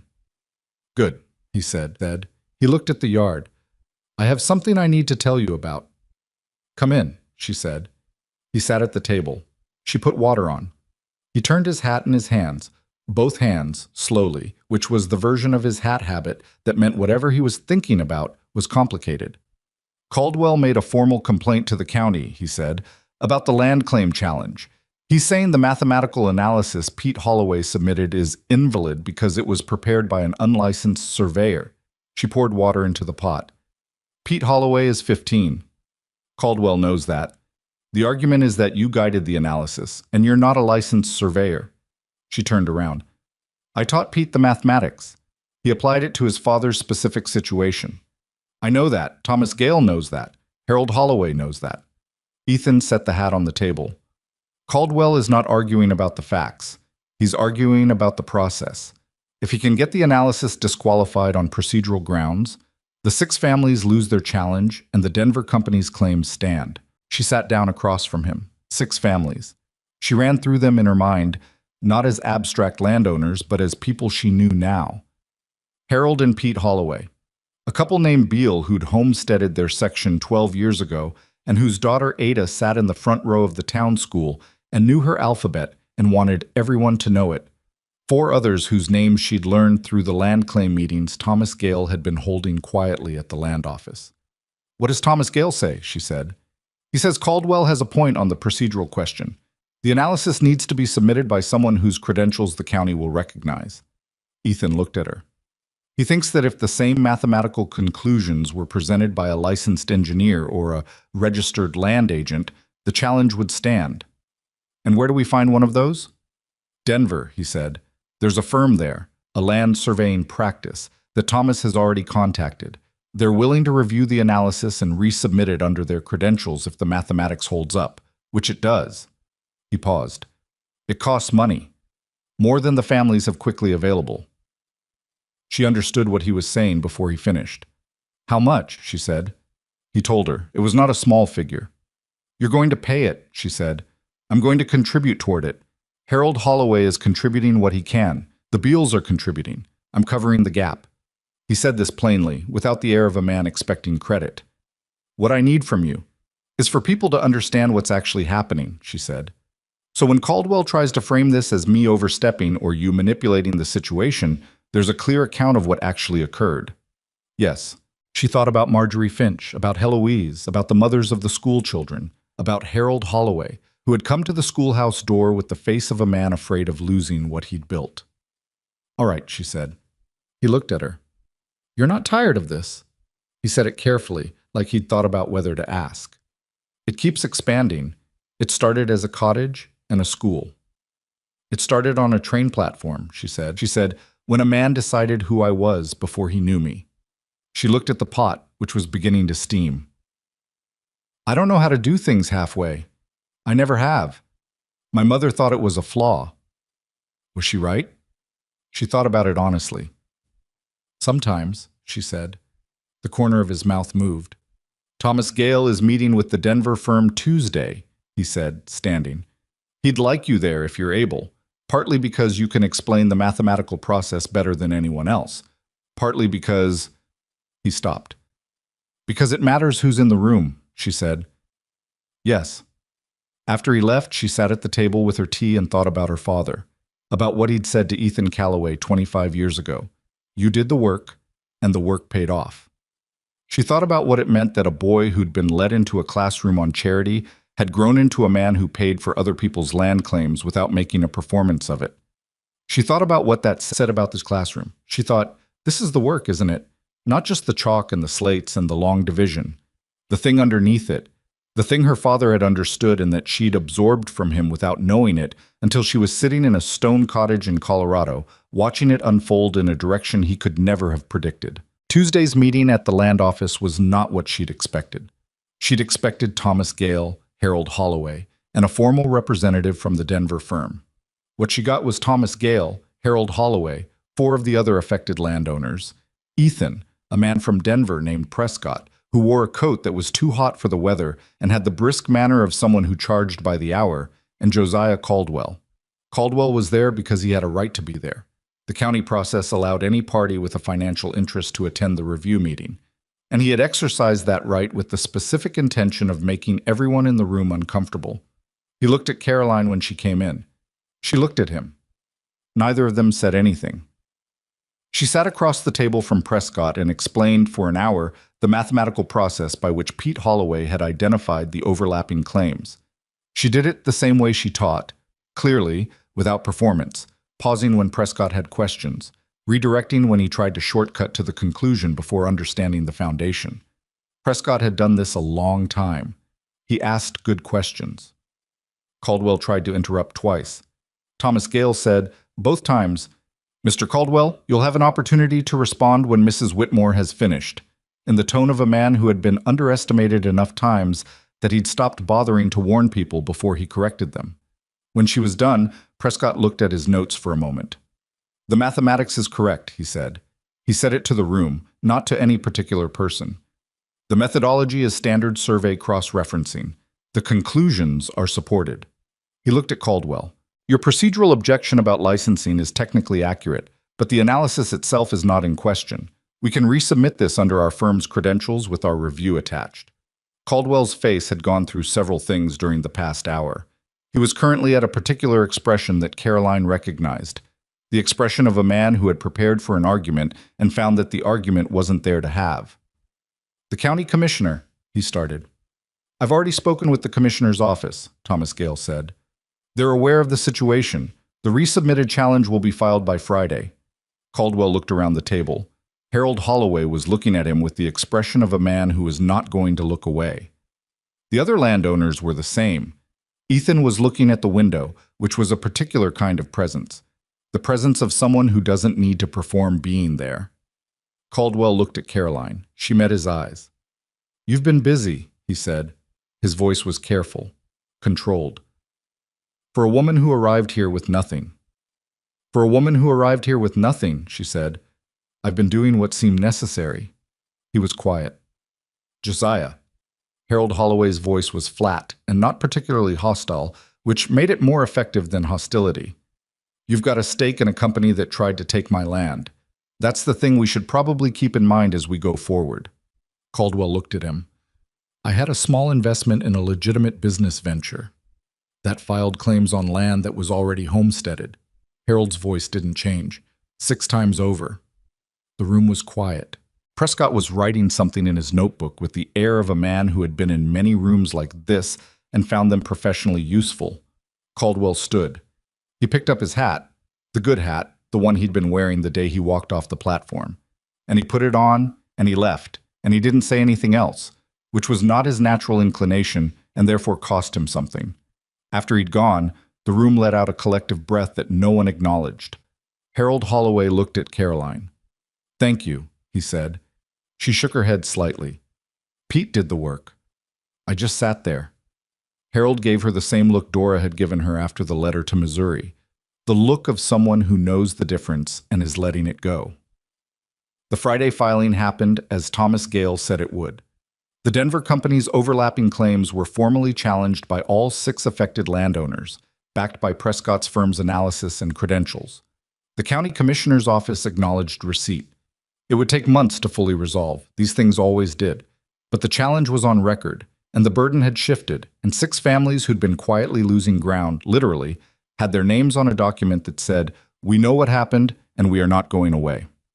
Caroline heard about the formal filing on Saturday from Martha, who'd heard from Thomas Gale, who had apparently delivered the news with the suppressed satisfaction of a man who'd been waiting a long time to file something important. She was at Martha's for Saturday lunch, a habit that had established itself over the months, partly because Martha made a soup that Caroline had never managed to replicate despite having the recipe, and partly because the boarding house was where she'd started, and coming back to it felt like something she needed to do regularly, a kind of accounting. Martha set soup in front of her and sat down across the table and said, "So, the permanent position? Yes. And the land challenge? Yes. And William's cough is better? Yes." Martha looked at her for a moment. You look like you haven't slept in 2 weeks. About that, yes. Eat the soup. She ate the soup. It was significantly better than anything she'd made from the same recipe, which she'd decided was a Martha-specific quality that could not be transferred through instruction. Caldwell was at the Grange meeting Thursday night, Martha said. He talked for 20 minutes about the importance of proper process in land management. I heard. Nobody pushed back on him, but two of the men who would normally agree with everything he says didn't say anything. Martha folded her hands on the table. That's not nothing. No, Caroline said. It's not. He's not gone, Martha said. I want you to understand that. A man like Josiah doesn't go when you win a round. He recalculates. I know. She'd thought about this. But every time he recalculates, he's working with a different picture. And the picture keeps changing. Martha considered this. That's true. She looked at the table. Ethan Calloway. Caroline looked at her. I'm not saying anything, Martha said. I'm just saying the name. Martha, he came to my table for 2 years before you arrived, Martha said, and I never saw him turn his hat in his hands the way he does when he's talking to you. Caroline set down her spoon. He's a good man who did something generous because my father was kind to him 25 years ago, she said. That's what it is. Is it? Martha. I'm not arguing with you, Martha said. I'm asking if that's what you think it is, because those are different questions. Caroline looked at the window. Outside, the main street of Red Hollow went about its Saturday business. The wagon traffic, the women with their market baskets, the sound of the livery 2 doors down. She thought about Ethan's face when she told him William was better, the brief, unguarded look. She thought about walking back from the creek after the fire, the two of them in the smoke-heavy evening, and the silence between them that was a different kind of silence than any other silence she'd sat in the past 4 years. She thought about the fact that she had 3 infants and a teaching job and a land dispute that wasn't finished and not enough sleep and no time. It doesn't matter what I think it is, she said. I don't have time for it to matter. Martha picked up her own spoon. All right, she said, in the tone of someone recording a position under protest. June came in warm and fast. The school term was ending. The town school ran through early June, following the rhythm of families who needed children for summer ranch work. And Caroline was managing the strangeness of having a last day, which she hadn't experienced since Philadelphia. In Pennsylvania, a last day of school was bittersweet and ordinary. Here it felt like something larger, because she didn't know yet what her students were going back to, and whether the things she'd given them would hold up against whatever summer brought. Ada Beale presented her with a drawing on the last day.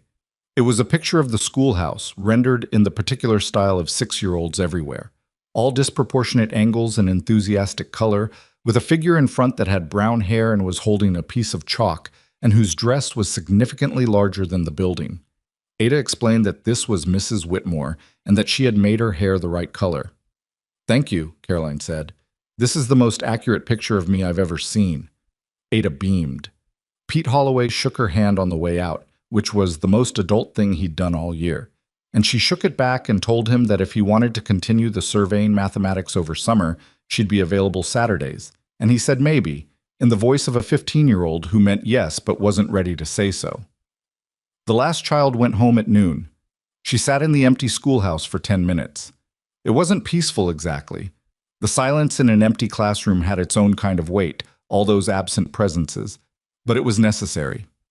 She sat at the teacher's desk and looked at the cracked chalkboard and the replaced slates and the repaired wood stove and the shelf of books, which now had some gaps filled with volumes she'd tracked down or been given, so that the faded spines were interrupted by newer ones. It wasn't beautiful, but it was more than it had been in March. She locked the door and drove back to the cottage. The trouble with Caldwell came to a head on a Thursday in late June, in a way she hadn't anticipated and probably should have. She was at the land office with Thomas Gale, reviewing the county commissioner's preliminary response to the land challenge, when Caldwell walked in. He was not alone. He had 2 men with him, one of whom she recognized as a lawyer from Pueblo who handled cases in the territory. She stayed where she was, standing at Thomas's desk with the documents in front of her. Caldwell looked at her. He looked at Thomas. He said, to the lawyer, "That's her." The lawyer, his name turned out to be Hennessy, had the smooth manner of someone who'd found early in his career that smoothness was a professional asset. Mrs. Whitmore, Hennessy said, my client has concerns about the manner in which you've involved yourself in a county land dispute as a private individual with no standing in the matter. She looked at him. I'm a teacher. I taught mathematics to a student. The student applied the mathematics to his father's land documents. That's the extent of my involvement. Your involvement extends to attending county review meetings, advising landowners on their claims, and influencing the submission of formal challenges. He smiled. It was a professional smile, entirely separate from any feeling.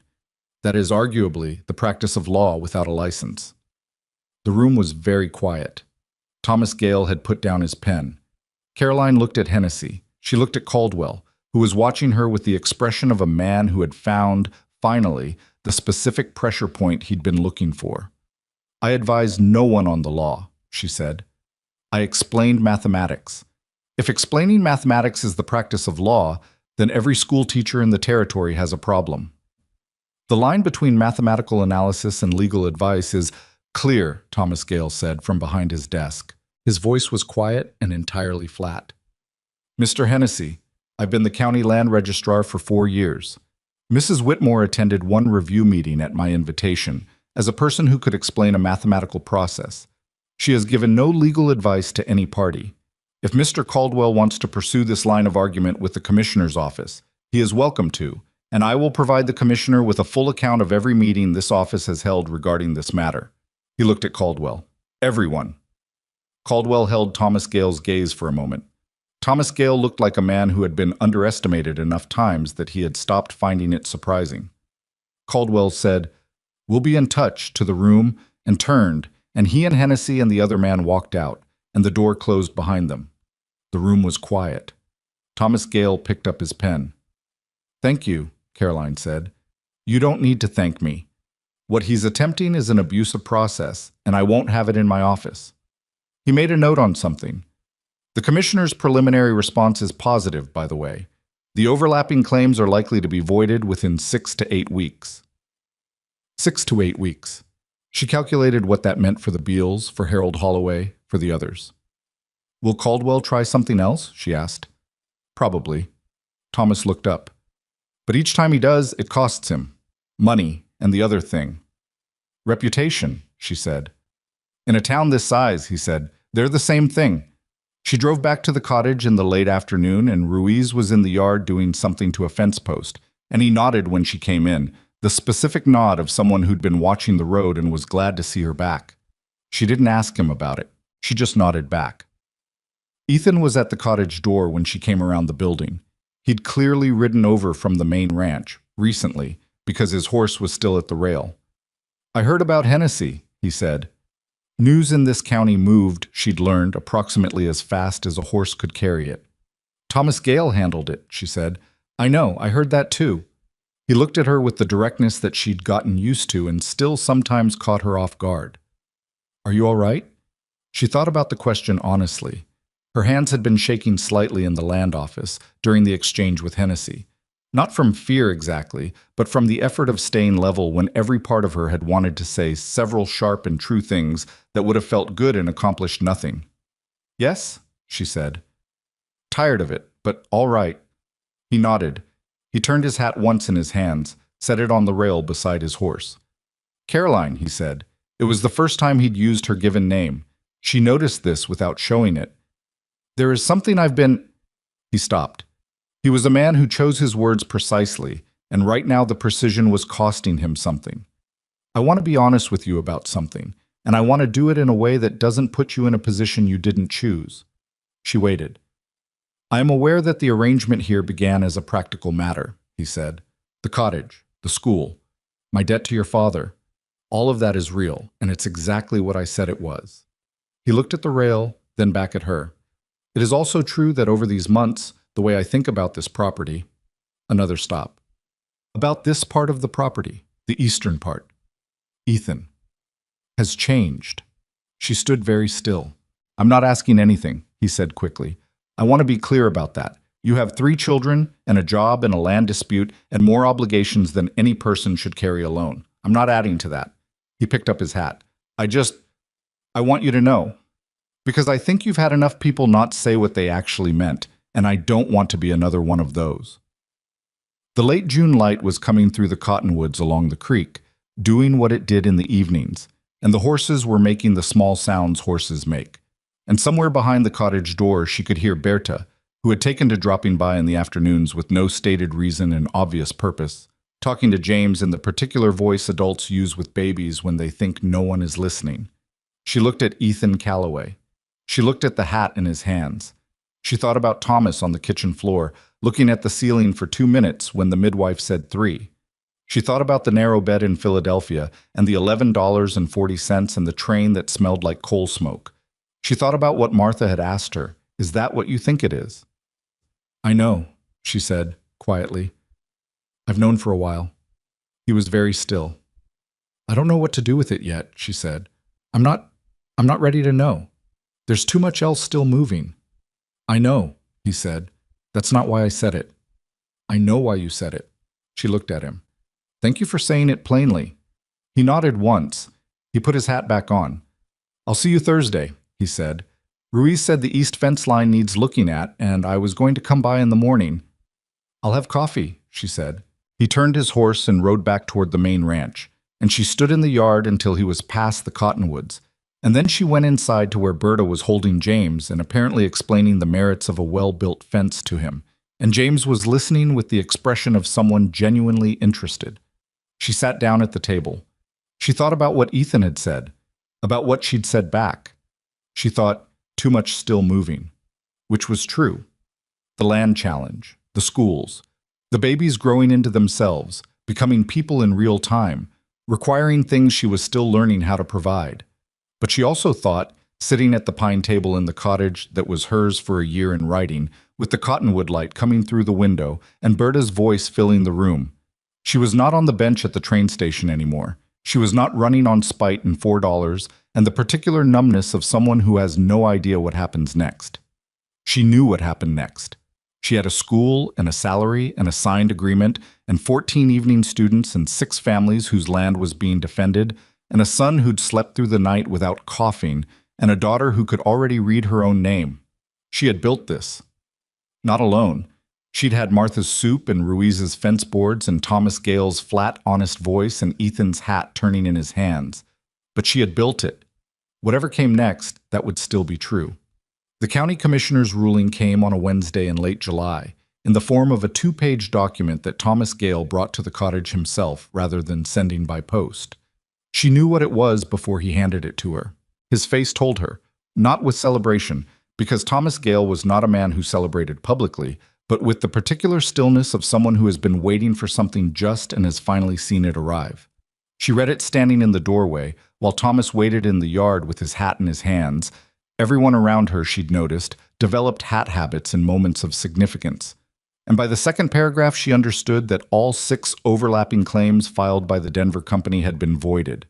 The original homestead filing stood. The land belonged to the people who'd built their lives on it. She read it twice.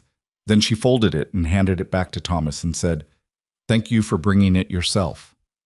"I wanted to see your face when you read it," he said. Then he looked slightly surprised at himself for saying it. "Was it worth the ride?" "Yes," he said simply. He put his hat on.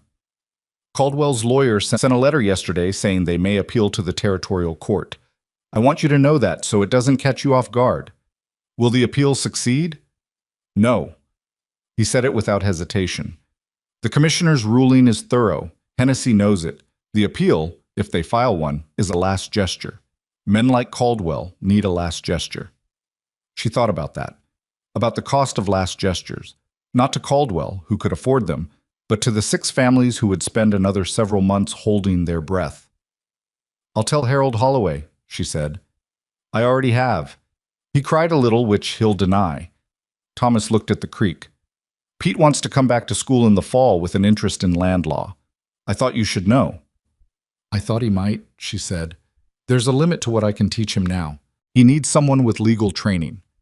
"There's a correspondence course through a college in Ohio," Thomas said, "for people in territories without law schools. I've sent for the information." She looked at him. Thomas Gale had the face of a man who was quietly, systematically doing things he believed in without requiring anyone to notice. "You'd make a good teacher," she said. He shook his head. I'd make a good land registrar, which is what I am. He picked up his horse's reins. Good day, Mrs. Whitmore. He rode back toward town. She stood in the doorway of the cottage for a long moment after he'd gone, holding the image of the ruling in her mind. The specific language of it, the names of the 6 families listed as prevailing parties, the formal voiding of claims that had been filed in the expectation that nobody with the knowledge to challenge them would bother. She thought about Pete Holloway sitting in the back of her classroom with his arms crossed, waiting to see if she was temporary. She thought, you did the work, and the work paid off. She went inside to tell the babies, who were in the middle of the serious business of learning to navigate the world on their own terms and had no particular opinion about county land rulings, but who she talked to regardless because her father had talked to her from birth, and she believed it was why she'd learned to read before any of her cousins. The week that followed, the ruling had a different texture than any week since she'd arrived in Red Hollow. It wasn't that everything changed at once, it wasn't that kind of story, and she'd lived long enough to distrust that kind of story. But the quality of the town's attention shifted in a way she could feel without being able to point to any single moment that caused it. Harold Holloway stopped her on the main street and shook her hand with both of his, which was not a small thing from Harold Holloway. The Beale family sent over a jar of honey and a note in Ada's handwriting that said, "Thank you, Mrs. Whitmore, for helping keep our farm." The spelling was approximate, the meaning was not. Marjorie Finch said, behind her dry goods counter, that she'd heard Josiah Caldwell had declined an invitation to speak at the Grange meeting next month. First time in 8 years, she said, with the precise neutrality of a woman who has opinions she is professionally required to keep general. Even Gerald Poole, who was, at his core, a man who moved only when the territory under his feet had already moved, stopped Caroline after the first Thursday of August, and said that the council was considering a proposal to fund a second room for the town school, which would allow the upper grades to be separated from the lower ones, and might, additionally, provide a dedicated space for the evening program. You'd need to submit a proposal, he said, formally, with costs. I know how a proposal works, she said. Yes. He adjusted his collar. I imagine you do. She wrote the proposal that weekend, sitting at the cottage table on Saturday night while the babies slept and the late summer heat made the air in the room close and warm, and the creek outside made its constant, indifferent sound. She wrote it in 2 hours because she'd been thinking about it for 3 months, and the words were already organized. She just needed to set them down. She read it over once. It was a good proposal. Clear, specific, costed accurately, with a section on the educational outcomes she'd measured across both schools since March. She had kept records, not because anyone asked her to, but because her father had kept records and she'd inherited the habit along with the instinct that made it useful. She put it in an envelope and left it on the table for Monday. Then she sat in the quiet for a while. She thought about the question of what her life had become, which she hadn't allowed herself to consider directly since the early weeks because it felt like a thing that would break if examined too closely while it was still forming. Now it was formed enough. Now she could look at it. She had arrived in Red Hollow in March with $11 and a desperate calculation and 3 babies and the specific shame of being left on a platform in front of strangers. She had been afraid in a way she hadn't admitted to anyone, including herself. Not of poverty exactly, though that was real, but of the particular horror of having made the wrong choice and having no road back, of having trusted a letter and been wrong. She was still afraid of things. William's health. Whether the fall school term would hold the enrollment she needed. Whether the appeal Caldwell's lawyer had threatened would drag on long enough to exhaust the families who'd won. Whether there was enough firewood put up for winter, and whether the cottage roof would hold against whatever a Colorado winter brought, because she'd survived the spring and summer, but the winter was an unknown. She was afraid of those things in the ordinary, manageable way of someone who has looked at a difficult problem and found the first steps toward it. That was different from the fear on the platform. That fear had been the fear of someone with no ground under them. This was the fear of someone who had ground and knew what it cost and intended to keep it. It was, she thought, probably the most important distinction she'd learned in the past 5 months. Ethan came to the cottage Thursday morning, as he'd said, to look at the east fence line with Ruiz, and he stayed for coffee afterward the way he'd been doing since June. Not every Thursday, but often enough that Berta had started leaving 2 cups on the shelf without being asked, which was Berta's version of commentary. He sat at the table and she set the coffee down and sat across from him, and for a while they didn't say anything in particular, which had become its own kind of thing between them. A comfortable nothing.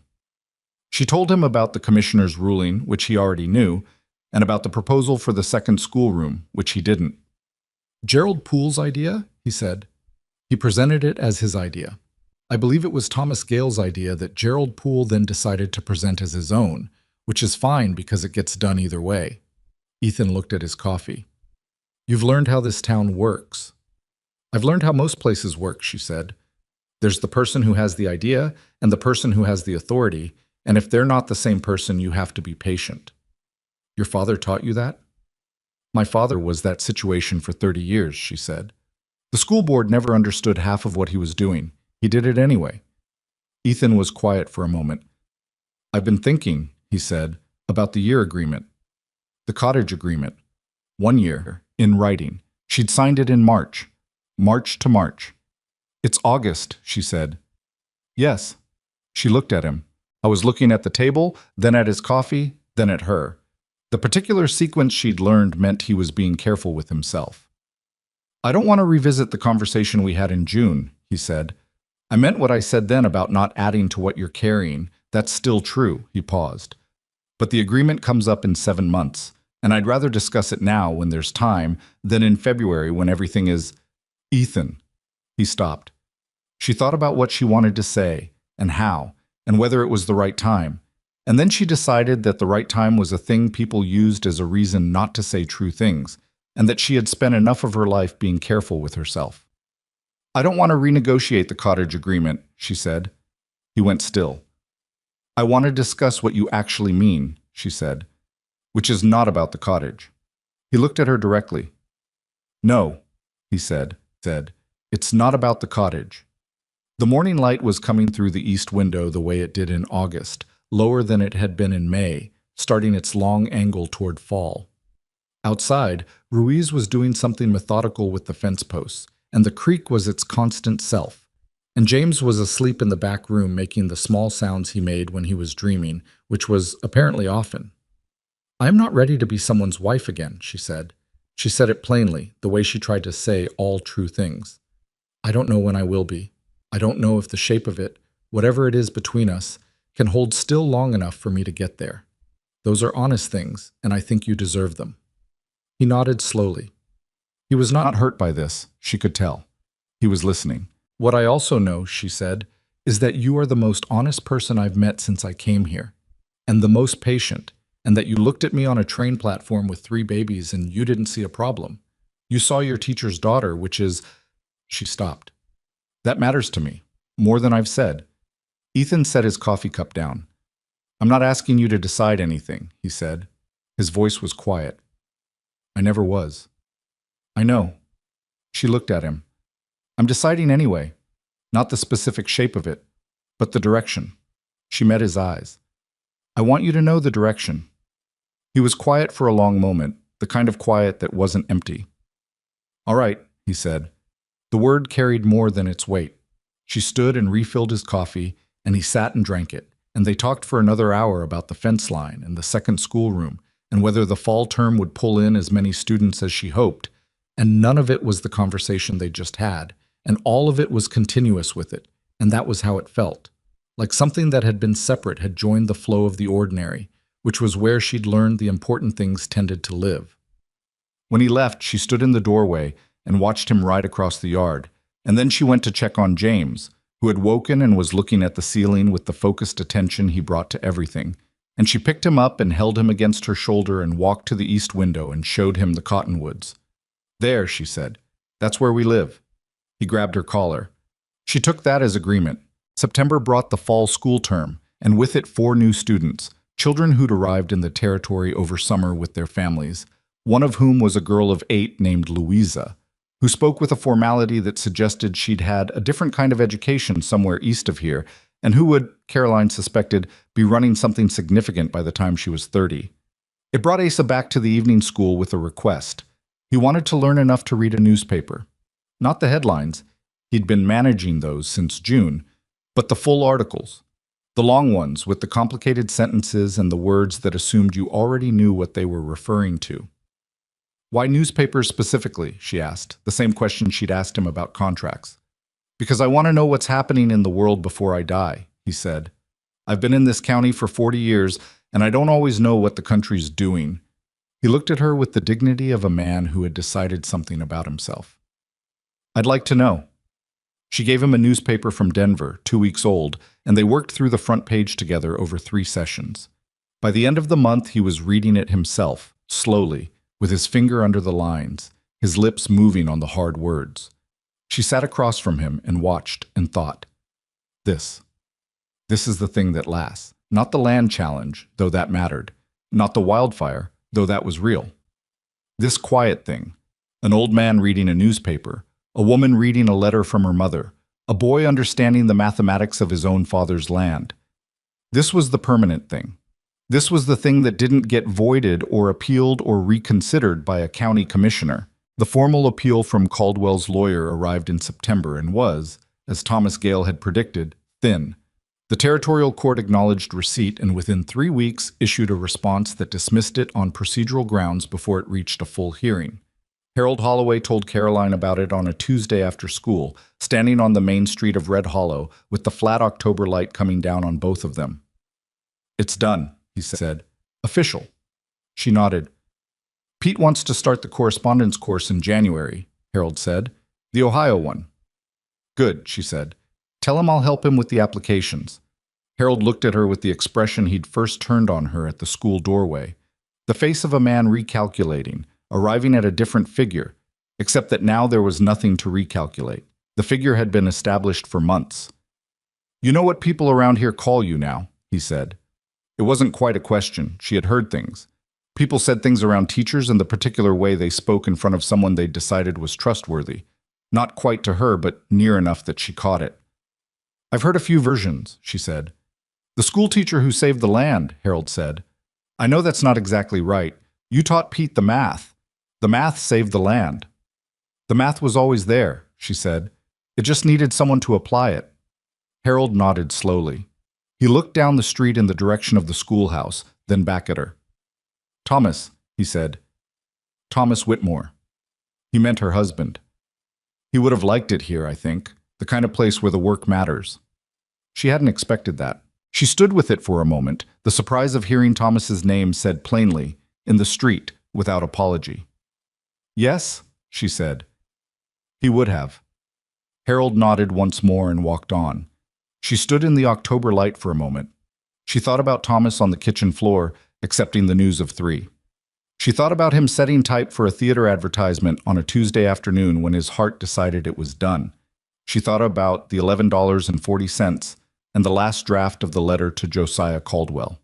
She thought, he would have been terrible at the frontier and good at the people. He'd always been better with people than she was, quicker to warmth, less guarded. She was the one who calculated. He was the one who laughed first. Between them, they'd been approximately one complete person, which was what she'd thought marriage was until she was on her own and found out it was more complicated than that. She missed him. She would always miss him. That was true and it was going to stay true, and she'd stopped thinking of it as a problem to resolve. She walked back to the cottage. The second schoolroom was approved in October, funded through a combination of the town council's budget and a private contribution from Ethan Calloway that he'd made anonymously, and which everyone in Red Hollow knew about anyway, because that was the nature of anonymous contributions in small towns. Construction was scheduled for early spring, before the new school year. Gerald Poole announced it at the November town meeting as if it had been his plan all along. Caroline sat in the back of the meeting hall and did not say anything, which Martha, sitting next to her, noted with a brief sideways look. You're being very restrained, Martha murmured. I'm being practical, Caroline said. If Gerald Poole thinks it was his idea, he'll fund it properly. Martha made the sound that lived between a laugh and an acknowledgement. Josiah Caldwell was at the meeting. He sat in the front, which had always been his place, and he looked the same as he always looked, the good hat, the air of a man of standing in the community.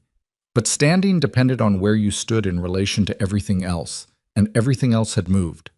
He did not speak at the meeting, which was the 3rd town meeting in a row where he had not spoken, and people noticed without remarking on it, which was its own kind of remark. After the meeting, walking back to the wagon in the November cold, Caroline saw him on the street. There was no avoiding it. The meeting hall had one exit, and they both used it. He stopped. She stopped. "Mrs. Whitmore," he said. "Mr. Caldwell." He looked like a man who had prepared something again, and was again uncertain whether it would land the way he'd intended. He was not a stupid man. She'd never thought he was a stupid man. He was a man who had organized his life around a particular idea of what mattered, and that idea had turned out to be more fragile than he'd built it to be. "I believe I misjudged you," he said. He said it carefully, and she could hear the care in it. Not humility exactly, but something working toward it. She looked at him. She thought about the platform, about the basket and the bench and the one person who had laughed, about Ethan's warning that men like this didn't like not having the last word, about all the energy he'd spent trying to make her the cautionary tale. She thought about what her father would have said. He would have said, "It costs you nothing to be decent to someone who's run out of road." He'd believed in that. Not as generosity. He hadn't been a particularly generous man in the showy sense, but as a kind of clarity. You didn't have to approve of someone to treat them with basic dignity. Those were separate ledgers. "I know you did," she said. "I hope you understand now what that cost. Not to me, but to the families whose land you tried to take." He looked at the street. A muscle worked in his jaw. "The investment was made in good faith," he said. "I didn't know what the company was doing with the filings." She held his gaze. She didn't say what she thought about that. "I'm telling you," he said, "that I know I was wrong. About you. About the investment. About—" He stopped. "About most of it." She nodded. Not warmly, but honestly. "All right," she said. She walked around him and got to the wagon, and she drove back to the cottage in the dark with the cold air coming off the creek and the stars doing what stars did in Colorado, which was considerably more than they'd ever done in Philadelphia. And she thought about what she'd said to Josiah Caldwell. All right. Not forgiven. Not forgotten. Not "I told you so," which would have felt good for about 4 seconds. Just, all right. The acknowledgement that something had been said and received, and that she didn't need to do anything further with it. That was enough. She'd learned over the months that enough was often the right amount. December came in cold and fast, and the babies turned 11 months old, which she marked by looking at them for a long time one morning before school, and thinking about the train station, and thinking about who they were now compared to who they'd been. James pulling himself to standing on anything available. Nora with her 6 teeth and her opinions about everything. William, her patient one, who had survived the cough and come out the other side with the particular solidity of a person who'd been tested early and quietly decided they could manage. She thought, "You are going to be interesting people." She thought it with the specific, complicated pride of someone who knew she'd had very little to do with who they already were, and everything to do with where they'd ended up. Ethan came for dinner in December, at the cottage, the first time he'd stayed for a full meal rather than coffee. It was not a significant occasion formally. She'd asked, he'd said yes. Berta had made herself scarce with the timing of someone who had been waiting for this and wasn't going to make a production of it. She'd made the soup that she'd been trying to replicate from Martha's recipe for 9 months, and it was finally, actually, close. Not identical. She'd decided that was a Martha-specific quality that lived in Martha's hands and would stay there, but close enough to satisfy. Ethan ate it without commenting and then said, "This is good." "Don't sound surprised," she said. "I'm not surprised. He looked at the soup. "I'm noting it." James was in the corner, standing against the wall with the concentration of someone about to attempt something significant. Nora was asleep. William was watching James with the focused attention of a person who was betting on the outcome. James let go of the wall. He stood. 2 seconds, 3, 4, and then sat down hard on the pine boards and looked at his hands with an expression of complete betrayal, as if the floor had done this to him personally. Caroline watched this. Ethan watched this. James looked up, found 2 faces looking at him, and produced the particular sound that was somewhere between complaint and announcement. "Almost," Caroline told him. He tried again. Ethan was quiet beside her at the table, watching James with an expression she'd seen him turn on things he cared about. The land, the horses, the creek when it was running high. The expression of someone paying attention because the thing in front of them was worth it. After dinner, after the babies were down, they sat at the table with what was left of the evening and talked the way they'd been talking since March. About the school, the property, the winter preparations, the correspondence course. Pete was starting in January, small things and large things mixed together in the natural proportion they'd arrived at. And somewhere in the middle of it, she told him about Thomas. Not all of it, not the full shape of the grief, which was private, but the parts that were relevant to where they were now. About the kitchen floor and the three, about setting type for a theater advertisement, about the $11. Ethan listened the way he listened to everything, completely, without rushing her toward a point. When she was done, he said, "He sounds like someone who knew what he had."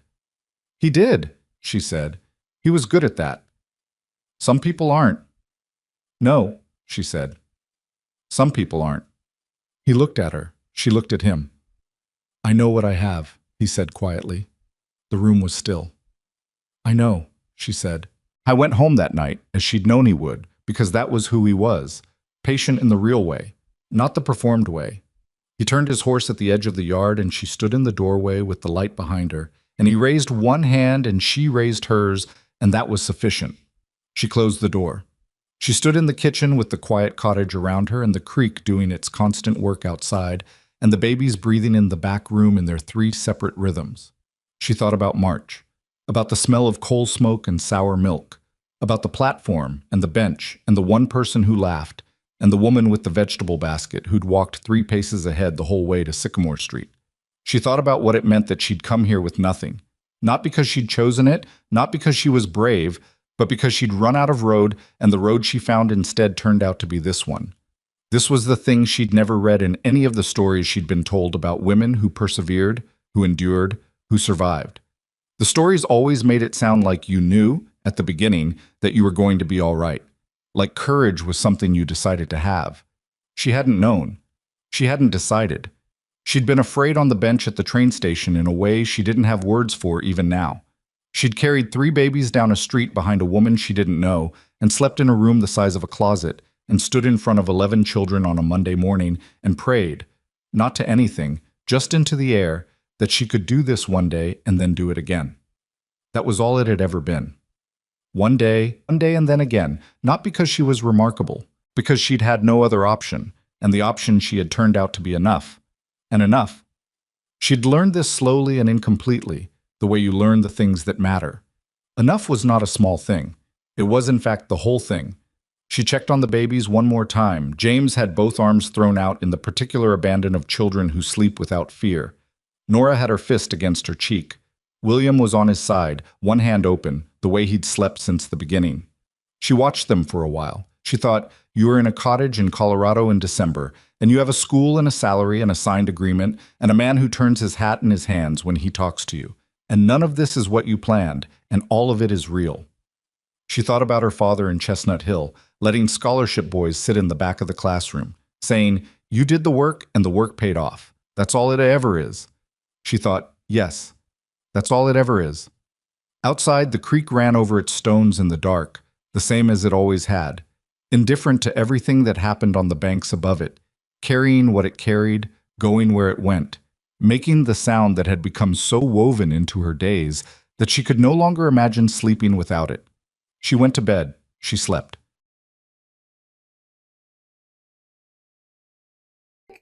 You know, going to an EDM show, for example, for me, feeds that gives me energy, but also I can be my unmasked self, like full self, because everyone's there to dance and have fun. You know, there's something about it that really is magical to me. I think what I'm going to do is try to budget for some concerts this summer just so that I can at least enjoy a little bit, you know, not too crazy, but like maybe go to a concert in July, for example, if I can. That would be fantastic. Be fucking fantastic if I could.